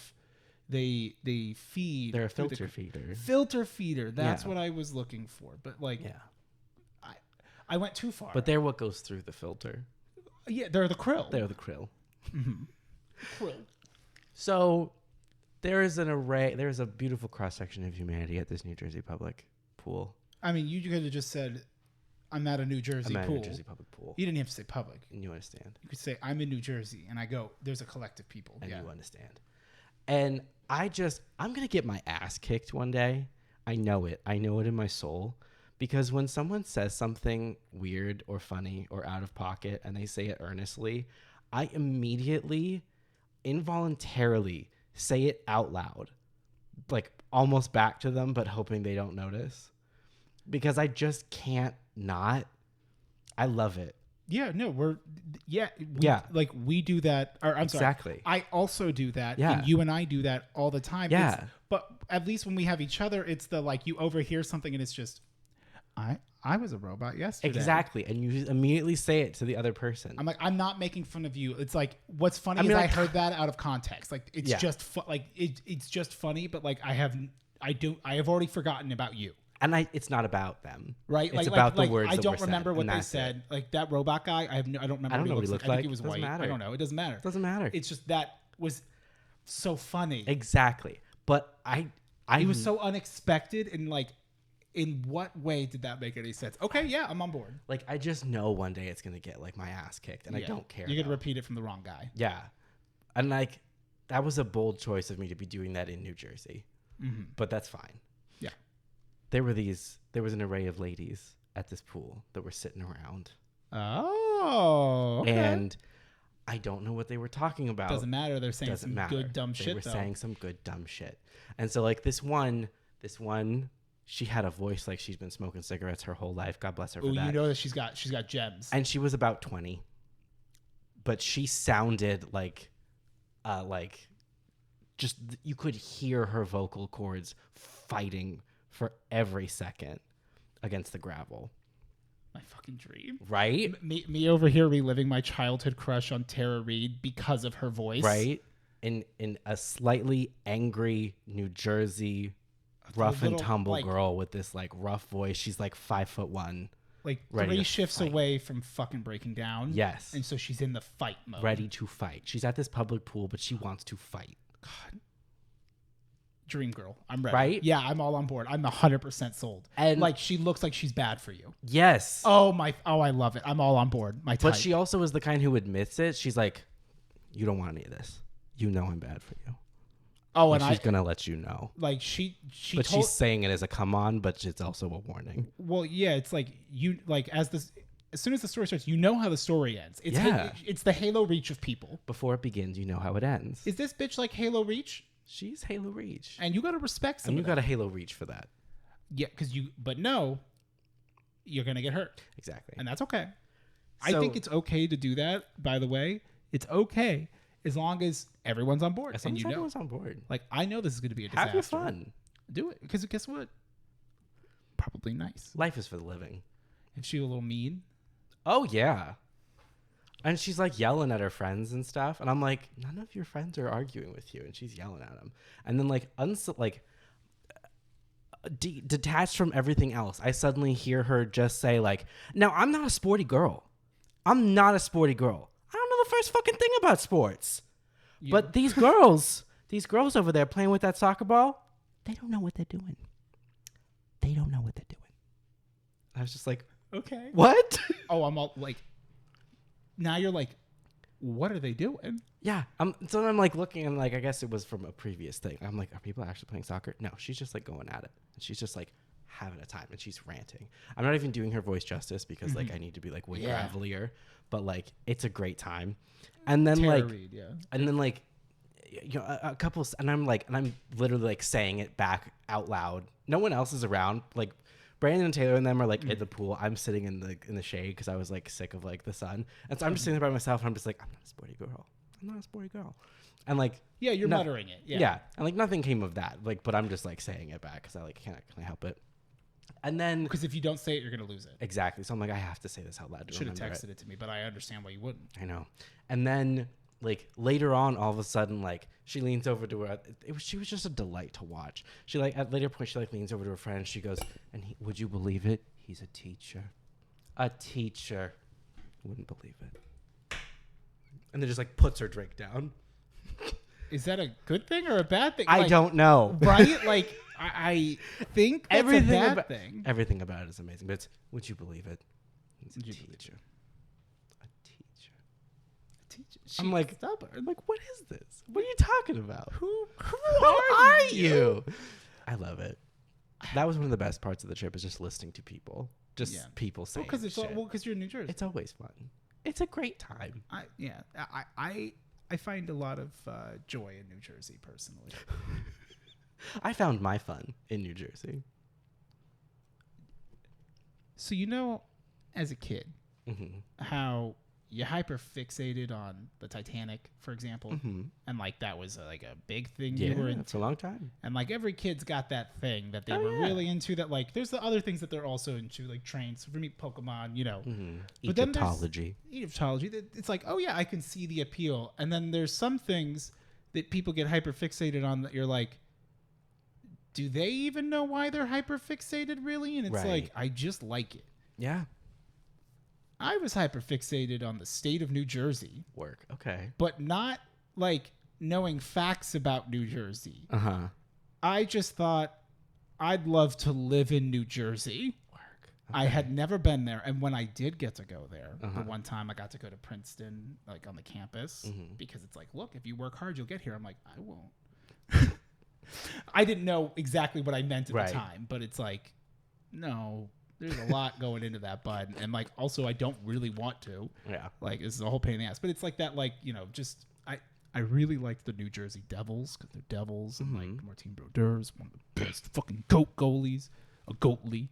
And like, I just was like, I thought it was the coolest place. Like, yeah. But knowing nothing about the culture or anything, just that like, it's not that far from New York. Yeah. You could just be in New Jersey, you go to Jersey. Go to Jersey. It's like, it's fun. It's the like, because like my mom's ex was like, they're all from Long Island, and it's like, ooh, it's like close, but it's its own thing. Yeah, it's like it's a place for me. I felt like New Jersey would be a place of refuge for me. I had a similar thing with Washington. Really? Yes. I became obsessed with the concept of like Spokane, Washington in particular. I was gonna say Spokane, but I guess that's incorrect. Had never Googled a picture of it because Google wasn't really a thing because I was a child. Knew nothing about it, but I became fixated on the concept. Yeah, that's Spokane, Washington. I was like, that's where I'm gonna live one day. You write a story and they're in Spokane and it has nothing to do with anything. Right. But you got to do it. Part of me just was sitting there thinking to myself, maybe things weren't as nice as I like to remember they were growing up if my fantasy escape was New Jersey. One of these days I'm getting out of here and I'm going to Camden. What are you going to do there? Live. Answer your calls, I guess. Listen, I just want to be there. There's some beautiful parts of New Jersey. Like, maybe I just want to, like, go to a Coyotes game when they play against the Devils, and maybe that's all I really wanted. Yeah. They still fill your gas in New Jersey, and you're legally not allowed to do it yourself. That was weird. I don't like that. Neither did I. And are you supposed to tip them? I don't know. Brandon was dealing with it. So he probably did, just to be safe. Mr. Moneybags probably unrolled another $5. Could be. And said, this one's for you. Could be beef. And he definitely, like, went to, like, unfurl it and had to, like, look for a minute to find a $5 and then handed it. Right. I don't know if he 20s on the outside. Oh, hell yeah. Those bennies. Packed deep on that wallet clip. Could have spit out and then. I feel like Brandon would actually put the 100 between the 5 and the 1s. Well, you can't have it on the outside. Were you looking to get robbed? 20s on the outside only. Nothing higher than that. I wouldn't even put 20s on the outside. I wouldn't put anything on the outside. I hate wallets like that with a clip on the outside. Or just, for a while I was like, I should do a money clip. Yeah. And it's like, because I hate all my cards. Yeah. I'm 30. Flirty. Private. I'm 30. You are 30. Happy birthday, by the way. Thank you. And you know how I know I'm 30? You're so old. So old. So I'm 30. Dilfy. I'm 30. And when I was in New Jersey, I didn't look at you like you were 30. I was 30 in New Jersey, and it's coming from me. It's okay. I'm good. Yeah. So I was also 29 in New Jersey, but then I was also 30. You remember when you were my age, how you felt about the incoming storm? When I was your age, like I realized something when I was your age. Mm-hmm. What was that? I realized that because I was on vacation, in New Jersey. Past the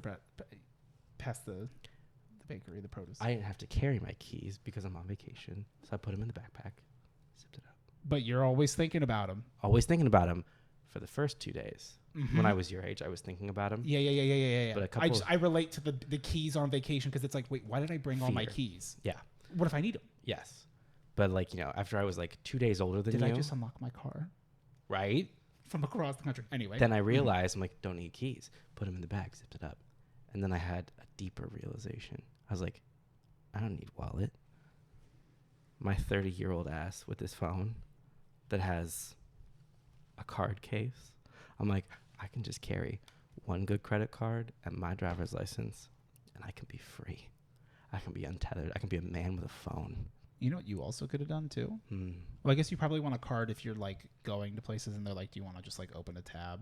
Maybe, I guess. But like, I recently, in a very similar vein, finally with like the Google Pay doing like the like tap to pay, because then the Circle K near my house has a self checkout thing where you just like kind of like they had at the airports. Yeah. And so like when I like want to like grab something, I'm like, well, I don't want to like bring my wallet and everything. Like, that's so burdensome, and God forbid I'm running and I lose it. Yeah. And I can just life changing. Cape May, New Jersey, not really an option. Not a lot of tap to pay. Yeah, they're finally starting to really roll out some tap to pay. I was lucky to be able to use a card some of these places. Well, because hey, cash is so much easier. But cash is king. It fits in the books. Cash is king. Cash is king. Not gonna take it out of my pocket. A teacher. A teacher? Would you believe it? I So yeah, 2 cards in the little card flap in my little old man 30-year-old phone case. Ooh, I was free and untethered, and I had a delightful time. Have you? I was prancing around, nothing but a phone in my pocket. Never felt so alive. A dream in your heart. And so now I do that. Like, I'll still take my wallet places if I need to, but like otherwise, I'm like, I know what card I was gonna pay with anyway. I'm just gonna take my phone and my keys. That's very funny. I relate to you. Like wow. It's got to be such a freeing feeling. It feels amazing. I was in Fry's yesterday, and I had realized that like I was a robot earlier. Well, sometimes I don't know about you, but like I'll be tired and I won't want to do the thing at night when it's like, okay, I just got home. I got home from working out with Josh, dealing with my mother, and then I was like, I'm gonna make my protein drink. And then I was like, shit, I need 8 ounces if I want to do it correctly, and my almond milk was like ran out at 4 ounces, and I was like, I could just like deal with it, and then like I guess like I could just like try to stop and grab something in the morning. Like that's gonna be so much work. I'm like, I still got my shoes on. I could just get back in my car and just go and grab it. So I was like, fuck it, I'll go and grab it. Also realizing that when I got to Josh's house, I took my wallet out of my shorts, put it in my console because I don't need it while I'm running or in his house. Right. But like, it's like if you get pulled over, you should have your ID. Have it. Not me driving us all to the Korean hot dog place and realizing I didn't bring my wallet, which I was more worried about the license part. Right. And you could just do whatever. I forgot what we're saying. Wild. Oh yeah. Untethered. Untethered doing the thing is words.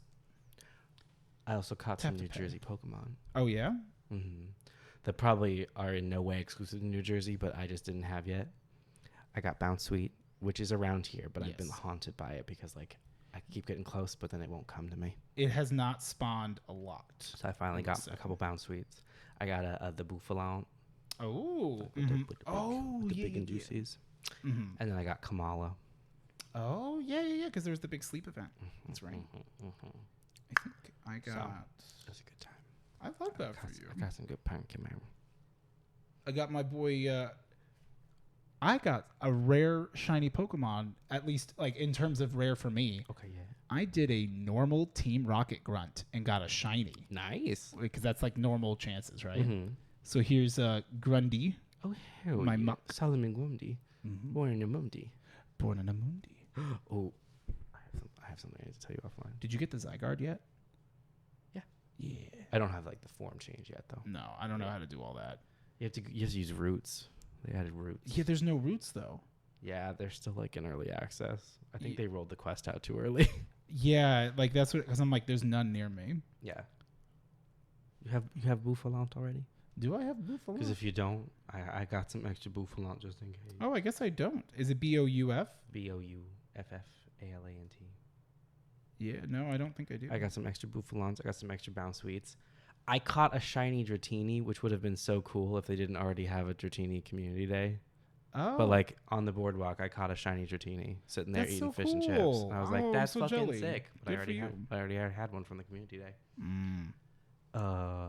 Yeah, there's that Squirtle community day, and I'm like, didn't you just have that?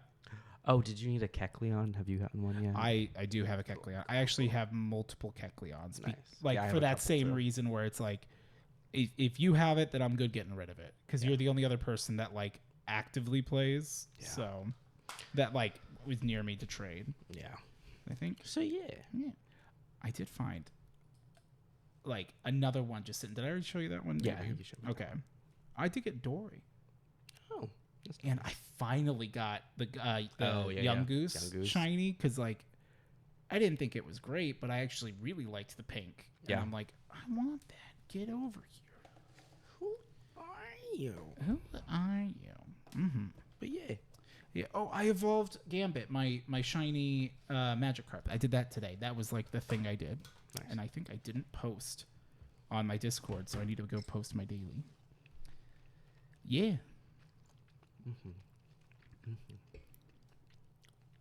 So what have you been up to? Or what do you got? You doing anything new? You like jazz? Sometimes. Am I doing anything new? Not really. I think I'm like finally getting back to like my real schedule of like uploading things, which has been a complete mess for like a month and a half. And so like I finally feel good about like being back on track. That's awesome. Yeah. Kind of like now you've had a lot of like a very weirdly eventful summer, at least few weeks that it's like Yeah. almost like it feels really nice to just have to do like it's that like returning back to form, coming back refreshed. So that's good. Did you end up playing Tears of the Kingdom at all? No. Did you even bring it? I did. I didn't end up playing it though. That's kind of nice. I did other things. Yeah, that's what I mean. That's what I'm saying. Like, it feels like that was your backup plan, kind of. Well, I ended up playing other things. Like I did still like have distraction times. I just didn't. I'm just still. I was like, I can't start it yet. I'll know when the time is right. I'll know what the rock is cooking. It is not like, what is it? The Assassin's Creed game, or I think did you not? Maybe Brandon had bought that Origins or whatever. The Egypt I one. bought that. Yeah. Or like, did you end up playing it a lot though? No. No. I started it and I was like, nah. Yeah, I've started to really feel. I was like, that. I love Egypt, and I was like, this looks really cool. Okay. Okay, yeah. I saw the pyramids. Yeah. Put it down. Yeah, I've been doing that a lot lately. Like when I'm like, I don't know what I want to do, I realize I spend way too much time like stalled out like that. And I just lately have been like, well, I feel it's like, ooh, the thought is like, ooh, I want to like play a little bit of Control. I'm like, all right, let's play a little bit of Control. And then I'm like, all right, I'm tired. And I'm like, all right, then stop playing. Like, perfect. I got what I wanted. And part of that was I started playing Prey again. Yeah. Until I got to the Talos 1 lobby. And, after basically like starting to get into the open area. And I'm like, it's been like an hour or so. And I'm like, I'm tired. Yeah. I'm like, it's always such a slog. And I was trying to, like, I stopped and I'm like, why is it that like I'll play a game for like an hour and it feels like such a slog? Yeah. And I realized for me, I don't want to just like pick up on whatever my last save was because I won't know what I was doing. Even though it's like, well, you could look at your quests and stuff, but it's like, yeah, but I don't know what I've already done. And I'm going to need to go backtrack. I'd rather just start over and kind of speed run back up to where I was at. The problem is that, yeah, you can do that and you're being thorough and doing all of that, but that takes about an hour. Yeah. So you get in this loop of, I know the game gets better, and so you could push yourself and then get fully burnt out and just drop it, or you've started and played the beginning 10 times in your life. I know. I love Prey and Dead Space and those things like that for like, even if it's like kind of chapter based, like it is like one whole story that you have to like get yourself through. Like, and they're amazing games and I love them. But that's why like I usually only play those games like once. And then I just like hold that in my head. Like, or if I played it once and like I didn't play it the way I wanted to, I'll play it twice to like play it the way that like I'm like, okay, now I want to do it. Like now what I've learned, I want to do it again or whatever. I'll do that occasionally. But like I did that with like Prey because it's like now that I know how to effectively use neuromods, Yeah. first sprint. yes, Like I just literally. But like where you make the game get too fucked up too quick and then it's hard and that's fun. but like now in this I'm 30. I was 30 in New Jersey. And like in this stage of my life, 30 in Jersey. you understand. I understand. In this stage of my life, I'm ever more grateful for games like Halo. Evergreen, Mint, 30. Eucalyptus, understand. Kamala, Harris. Harris. That which did I ever 2024. did I ever I don't know if I've ever talked about this. Did I ever tell you about what my grandpa said about Kamala Harris? I would love to hear. I'm sure it's great. To finish my point really quick, I love Halo because it's like you can just start a campaign level episodic, and it's like if you just want to play one, you can just play one and then put it down. You don't feel like you missed anything. You don't feel like you like lost anything. Well, because it has mission select. Yes, and I value that more now that I'm 30. I'm in New Jersey. I'm 30. It's very fun to engage with games the way you want to. Like Yeah. my Hades streams have been really fun because I get to just go off about a thing that I like. That's what I do in my free time, and it's like I wish I could just do this on stream. Me, who gets to decide what I do on stream. No one told me I was. Well, all they did was tell me I was in charge. No one helped me understand that I was in charge. Yeah, That's on me because I didn't know how to communicate. That's what I needed. you understand. So I don't know what the point of this is. I just felt like this would be good for the clip that I won't take. I don't like I don't like the finger heart. No shade to those who like it, but I don't like it. I disagree with that statement. Okay. Shade. I hate this. Okay. I hate it. I don't like it. It doesn't look like a heart. It doesn't look like a heart. It looks like you're just going like yeah, it looks like you're mocking someone. I don't think it looks at all like a heart. I mean, like, give me like the emo girl one any day. Yeah, this one's fun. This one's fun. This one's got KJ energy, K-pop. and I love it. And you know, KJ, no, KJ, K-pop. you understand? Yeah, K-pop this J. Pop this. Everybody pop your pussy like this. Yeah, send Bring us it on. this Don't K-pop. poop. Don't And piss. I don't like it. It makes me like irrationally angry. Yeah, because I'm just like I don't care. Like I see it when I'm like if someone were to send it to me like in a DM. Yeah. I want to like smash the message they sent me. Like Yeah. I want them to give it to me in person. Like it's like on paper, and I want to So you crumple can it. crumple it. And it's like I don't know why. I don't like it so much. Like I understand it's irrational and I don't actually care. Like Right. whatever. But I will admit that like I don't know why. It makes you mad, and that's fine. Yeah, it Yeah. does make. I don't me like mad. it either. That's kind of why I love it. Yeah, Because anger's addictive. it can be. Oh, Fox News. So one of the last things that, speaking of Fox News, one of the last conversations I had with my grandfather was, Based. so like, I used to cut his hair. Ever since COVID, when like that started and he could no longer like go and get his hair cut, I started cutting his hair. And so for like quite a while, I cut his hair until like, you know, once COVID stuff had like loosened up enough, then he started going back to, you know, a hairdresser, I suppose you could call them a barber. But so one of the last conversations I had with my grandpa before he passed was I was cutting his hair, and we were like, and he didn't want me to like cut it in the house because he was like, I'm gonna get like hair all over your floor. I don't want you to have to deal with that. Cut my hair outside on your porch. So I cut his hair outside on my porch, even though I still had to clean up the hair, but now it was outside and trying to get into the pool. But I didn't have the heart to tell him these things. I was like, sure, Grandpa, I'll just cut your hair. Are you having fun with that? Because like you just got to yell at him. Yeah. I thought this would be a good bit. When I put it in my mouth, I went, "This will be dumb." And I'm sorry. You're fine. I'm not happy either because Yeah. I saw it too. They don't need to see it. Yeah. Yeah. So, but also it helps me from interrupting There you go. because I'm trying to listen more. So like I'm cutting his hair, and I I'm trimming it or whatever. I'm doing good. I'm trimming his hair. And sitting there, and so I'm like, so how have you been, Grandpa? And he just goes, I'm pretty good. As long as that witch Kamala doesn't come and take my guns away. Unsolicited. Just like immediate, just with no hesitation.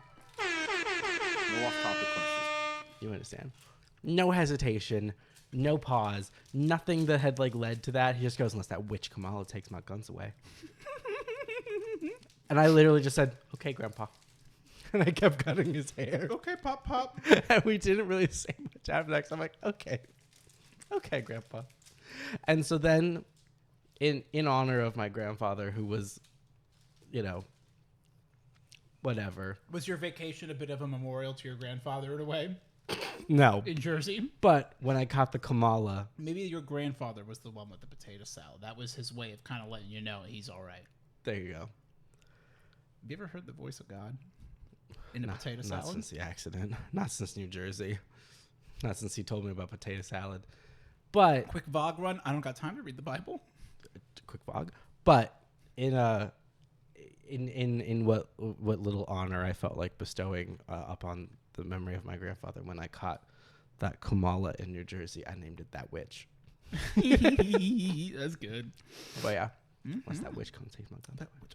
That Witch Kamala. Fucking take it. Well, that's like something kind of funny. There's this like phenomena, I feel like, where especially dealing with, I notice it more with like older generation, or our parents' generation and upwards, where like they will want to talk about this thing, but it's like, I recognize that I see that you're telling me, like my dad, for example, will be playing Call of Duty and he'll be telling me like about how like no one ever fucking wants to help him, and he just like they just let him fucking sit there and die, and like even though he's picking up everybody he can. So like now when he goes into lobbies, he just will like, he gets it and he goes, you know what, just want to let everyone know it's every man for his fucking self, because no one ever wants to come and fucking help me. So you know what, fuck you guys, if you go down, I'm not picking you up, don't pick me up, every man for himself. And it's like, and then people don't want to like fucking pick me up. And I'm like, so I tried, and like for what it's worth as well, my dad has like shown a lot of signs of like sundowners as well. So like a lot of it is like it's memory and stuff, and so like stuff doesn't really stick. And like I feel pretty confident, like I can typically tell when it's like he's just being a bit of an asshole versus like he's being a little forgetful, because he gets really self-conscious because he knows he's being forgetful. So like he gives it away. That being said, though, like he's still him, so like we're good for now. And he like, I'm like, hey Dad, like, you know, I don't know if that's like the best. Like I don't know how to engage with it. Like I can't just be like I hate when I'm just like, yeah, because like I have nothing to say. I'm like, but I also feel like, well, now it probably does get on his nerves that like I always just have to tell him he's wrong, when it's like, well, that's not it. It's like, Dad, I understand that you've been burned and you're frustrated, but like you do realize that like if you come into a match-made game and like there's 3 people that most likely have never played with you, right, and you come in and the first thing you do is bitch about how no one ever helps you and that you're not doing this and doing that, it's like, cool. And he's like, and they just don't talk after that, and they were talking at first, and I'm like, sounds like almost like you came in real hot. Someone came in real hot and made them feel not wanting to talk. You showed up with luggage from previous games, right, and like we're mad at them, like just so you know, I'm not putting it away, and they're just here for a connecting flight. They didn't ask. Yeah, they didn't. They're just like, we're here because zombies. Your dad hopped in that lobby and he said, hello, my name is Lisa Ann White Whitmer Wagman. Well, I mean, if Debbie gets on the bike, because like I genuinely thought for a brief moment that like that was my stepmother. Listen, I'm just tickled by the thought of your dad really came up in that lobby and he said, my husband won't help me, my mom won't help me, my lawyer, Justin Title, I don't know if you've heard of him, he can't help me, my daughter, Her name is Brianna Okay, Elizabeth. they're not the same person. She's 20. Yeah. She can't help me because she's 20. My stepsister's name is Jessica, so we're good. You're good. She's I not have- or Brianna Jessie. Elizabeth. Yeah, but like, I gotta be real honest. I was genuinely sitting there going, "That's not my stepmom. Right. That's not Debbie." That's not Debbie Ann White with a Well, because I'm like, I only like Debbie's last name that I know is like her late husband, like her ex-husband's Right. last name. I don't know her maiden name, Right. so like And maybe she's using, alias. an alias. She's Lisa here. Mm-hmm. Lisa Ann White. She lives on 63rd. This is about the zoning on Portillo's on 53rd. Well, I live on 63rd. Okay. Ma'am, do you have an opinion on the rezoning of the Portillos? I don't like Facebook, and I don't like the internet because I can't find a job. The library blocked my password. Password. Does that make any sense to you? Yeah. Sometimes. Thank you. Okay, great. Next.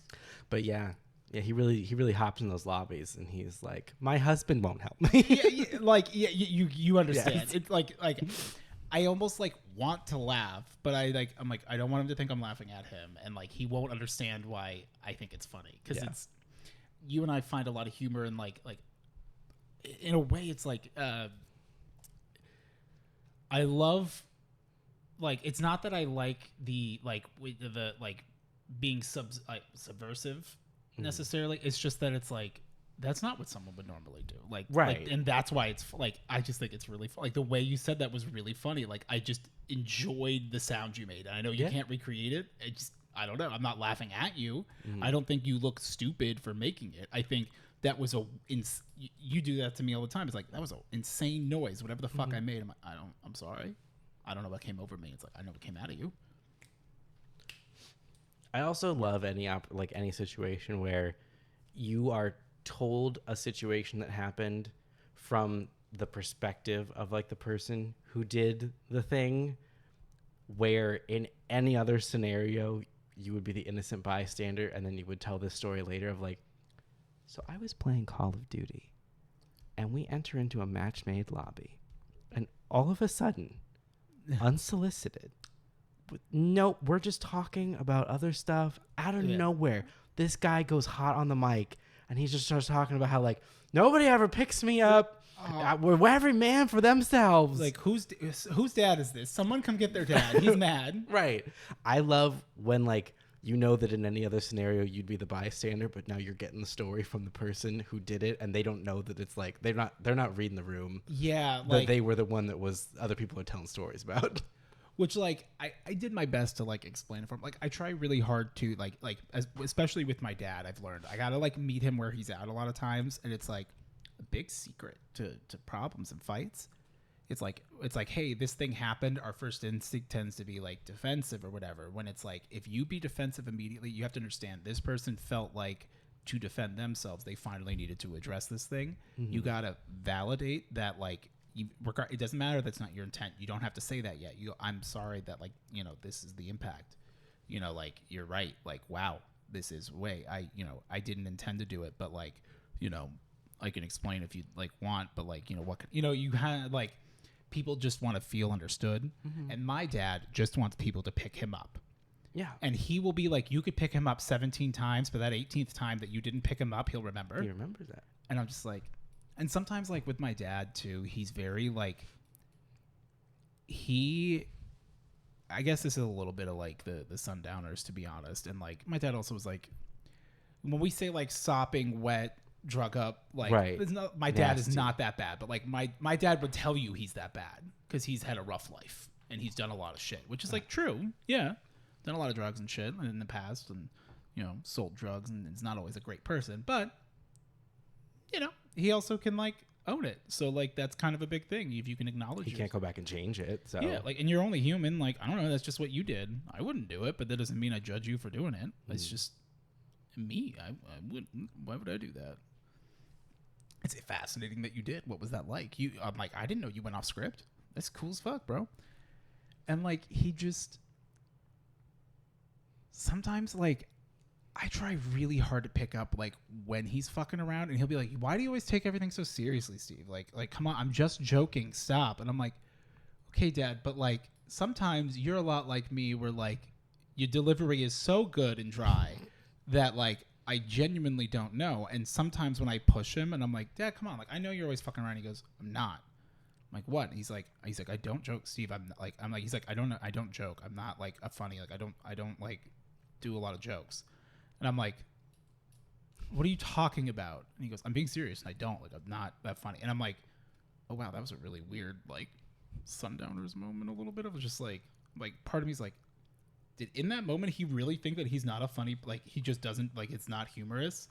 He's not joking? Or is he, like, deep in the bit, but right. he, like... 40 chessing the bit. I think that my dad is so much of just old pothead Cheech and Chonged out that he straight up forgets that he has to like the big part of the bit at some point is pulling the curtain. Reveal of the bit. The reveal of the bit. You got like, otherwise it's not a bit. Yeah, it's like, where's this going? Like, you know, like sometimes with me, like you got to let me cook a little bit. Like I'm not giving it to you right away, and it's not always perfect, but there's a payoff. Like there's a reason. It's like, are you doing a bit? But there's a reason. Well, and I can even, like, I myself will go, like, I know this is going on, but, like, it's a good bit, I promise you. Like, I'm telling you something, but, like, I got a good funny for this. It's just, you get to learn it the way I do, which is, I'm going to tell you by almost, in the weirdest way, photographic memory of events of my thoughts.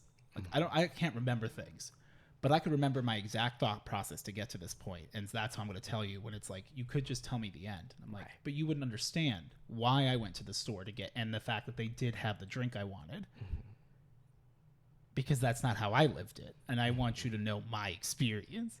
It's like, okay. I hated show and tell as a kid. I had a very poignant moment when I was a child. I was a very small child. Trifle wild. I was very small.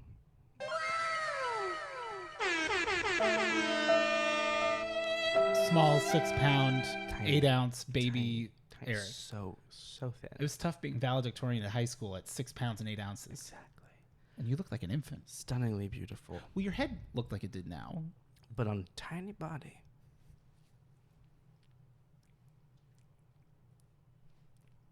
My brain went like CeeLo Green. Because he does look like he does kind of look like a giant baby. He's a bobblehead. And he acts like he's an asshole. Baby.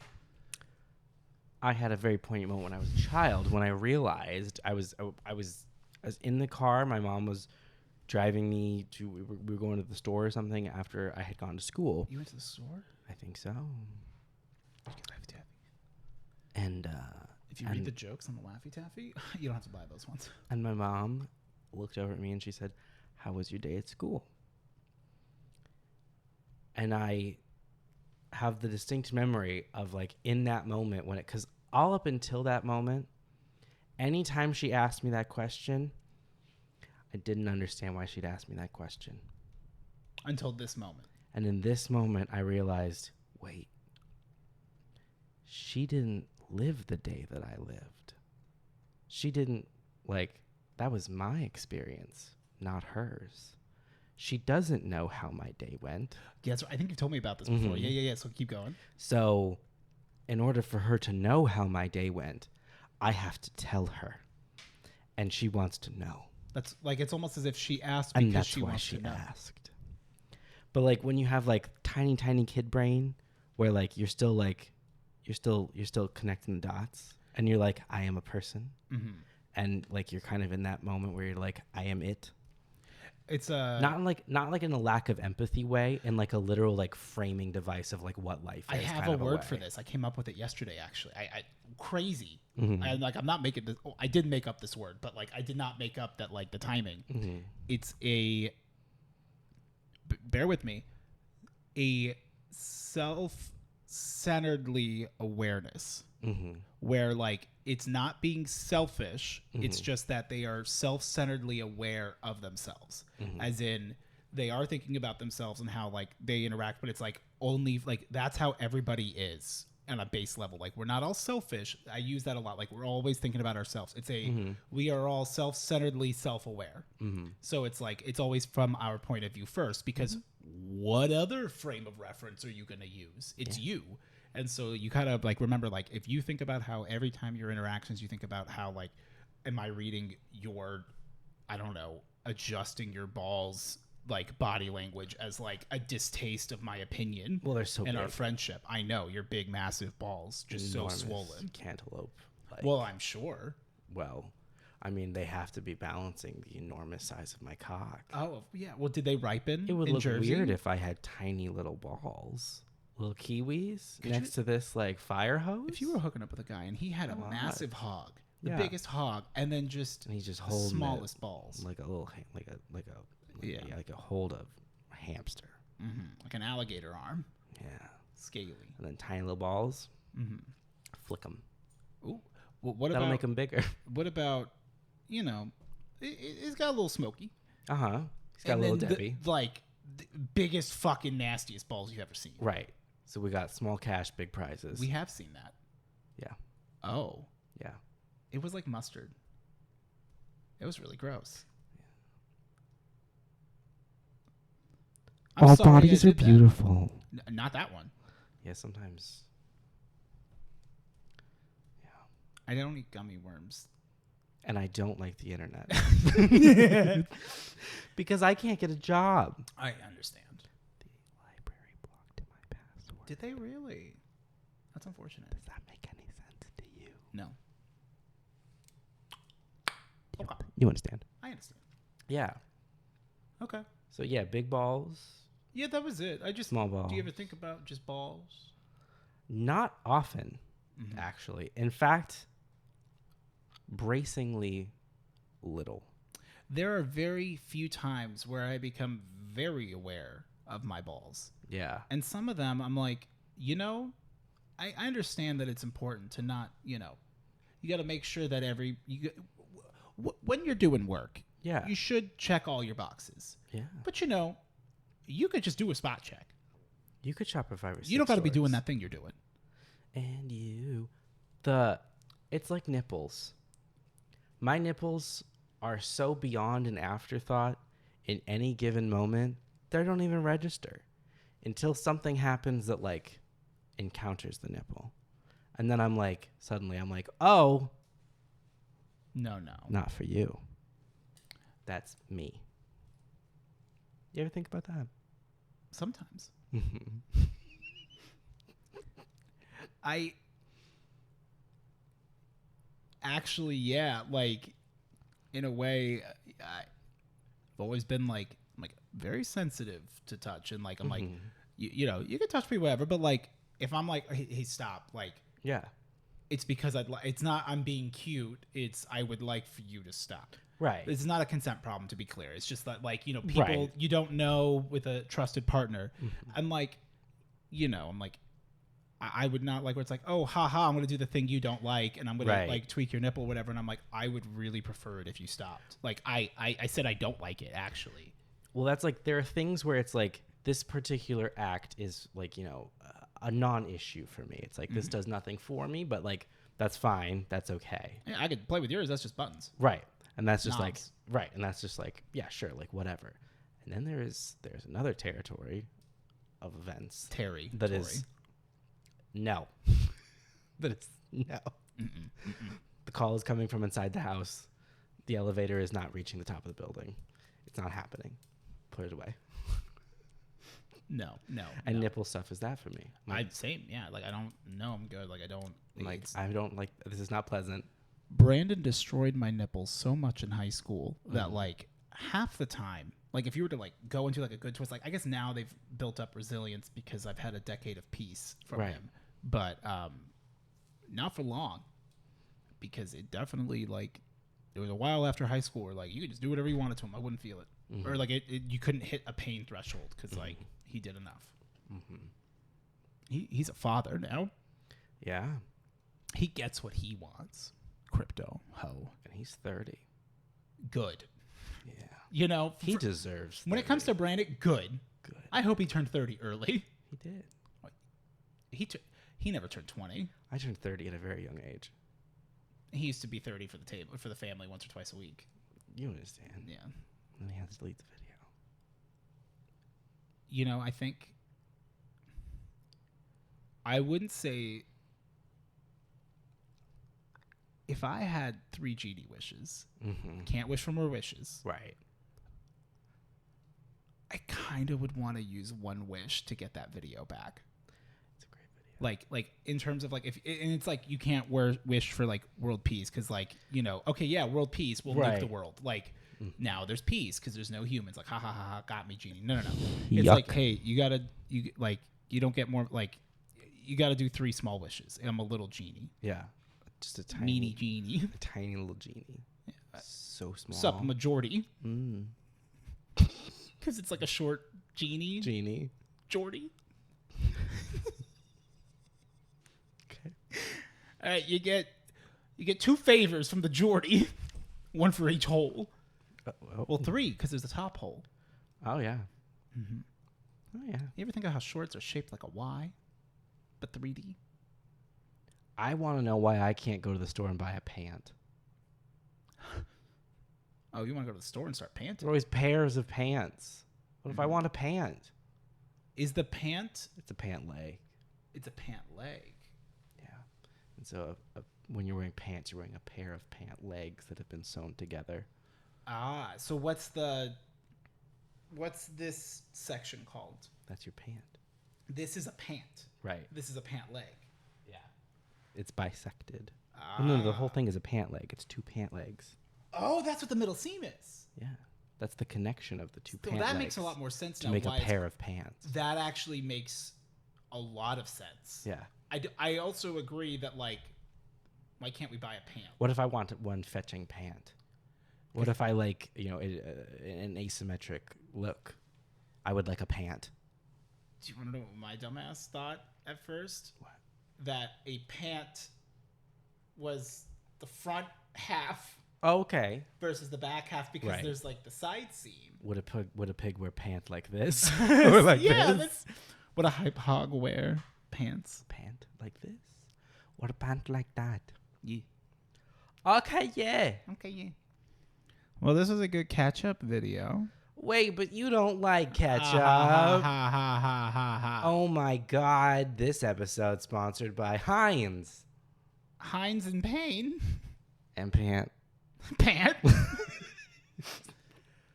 I think like I was working with Callisto yesterday on my the protocol. The protocol, yeah. Well, like working on like getting up like my subathon goals.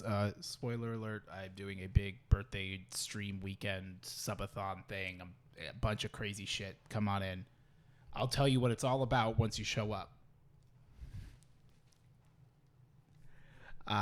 But it'll be very fun. I'll do it again with portals. Now I'm putting it off. I don't have to make a bunch of promises. Better than putting it on. You're right. It would just come up. It'll be a fun time, and then I'm figuring out that's what today's stream is. Is I'm like, all right, let's get this ironed out because now I have something to work with. Let's workshop. Let's brainstorm. Yeah. Let's throw some spaghetti at the wall and see who comes. Ooh. I don't even remember what I was talking about with Callisto. I don't care. I'm thinking about this cum spaghetti. A little treat for later. Ooh. It's an Alfredo sauce. Ooh.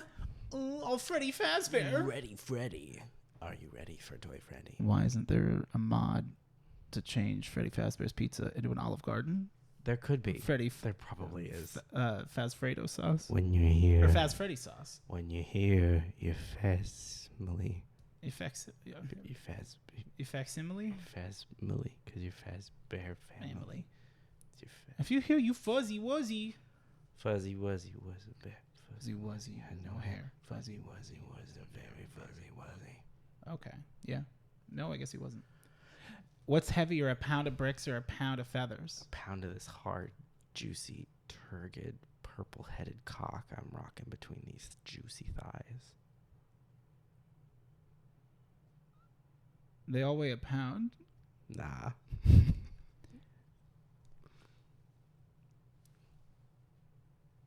Okay. Sometimes I say the cursed thing. Yeah. Goodbye.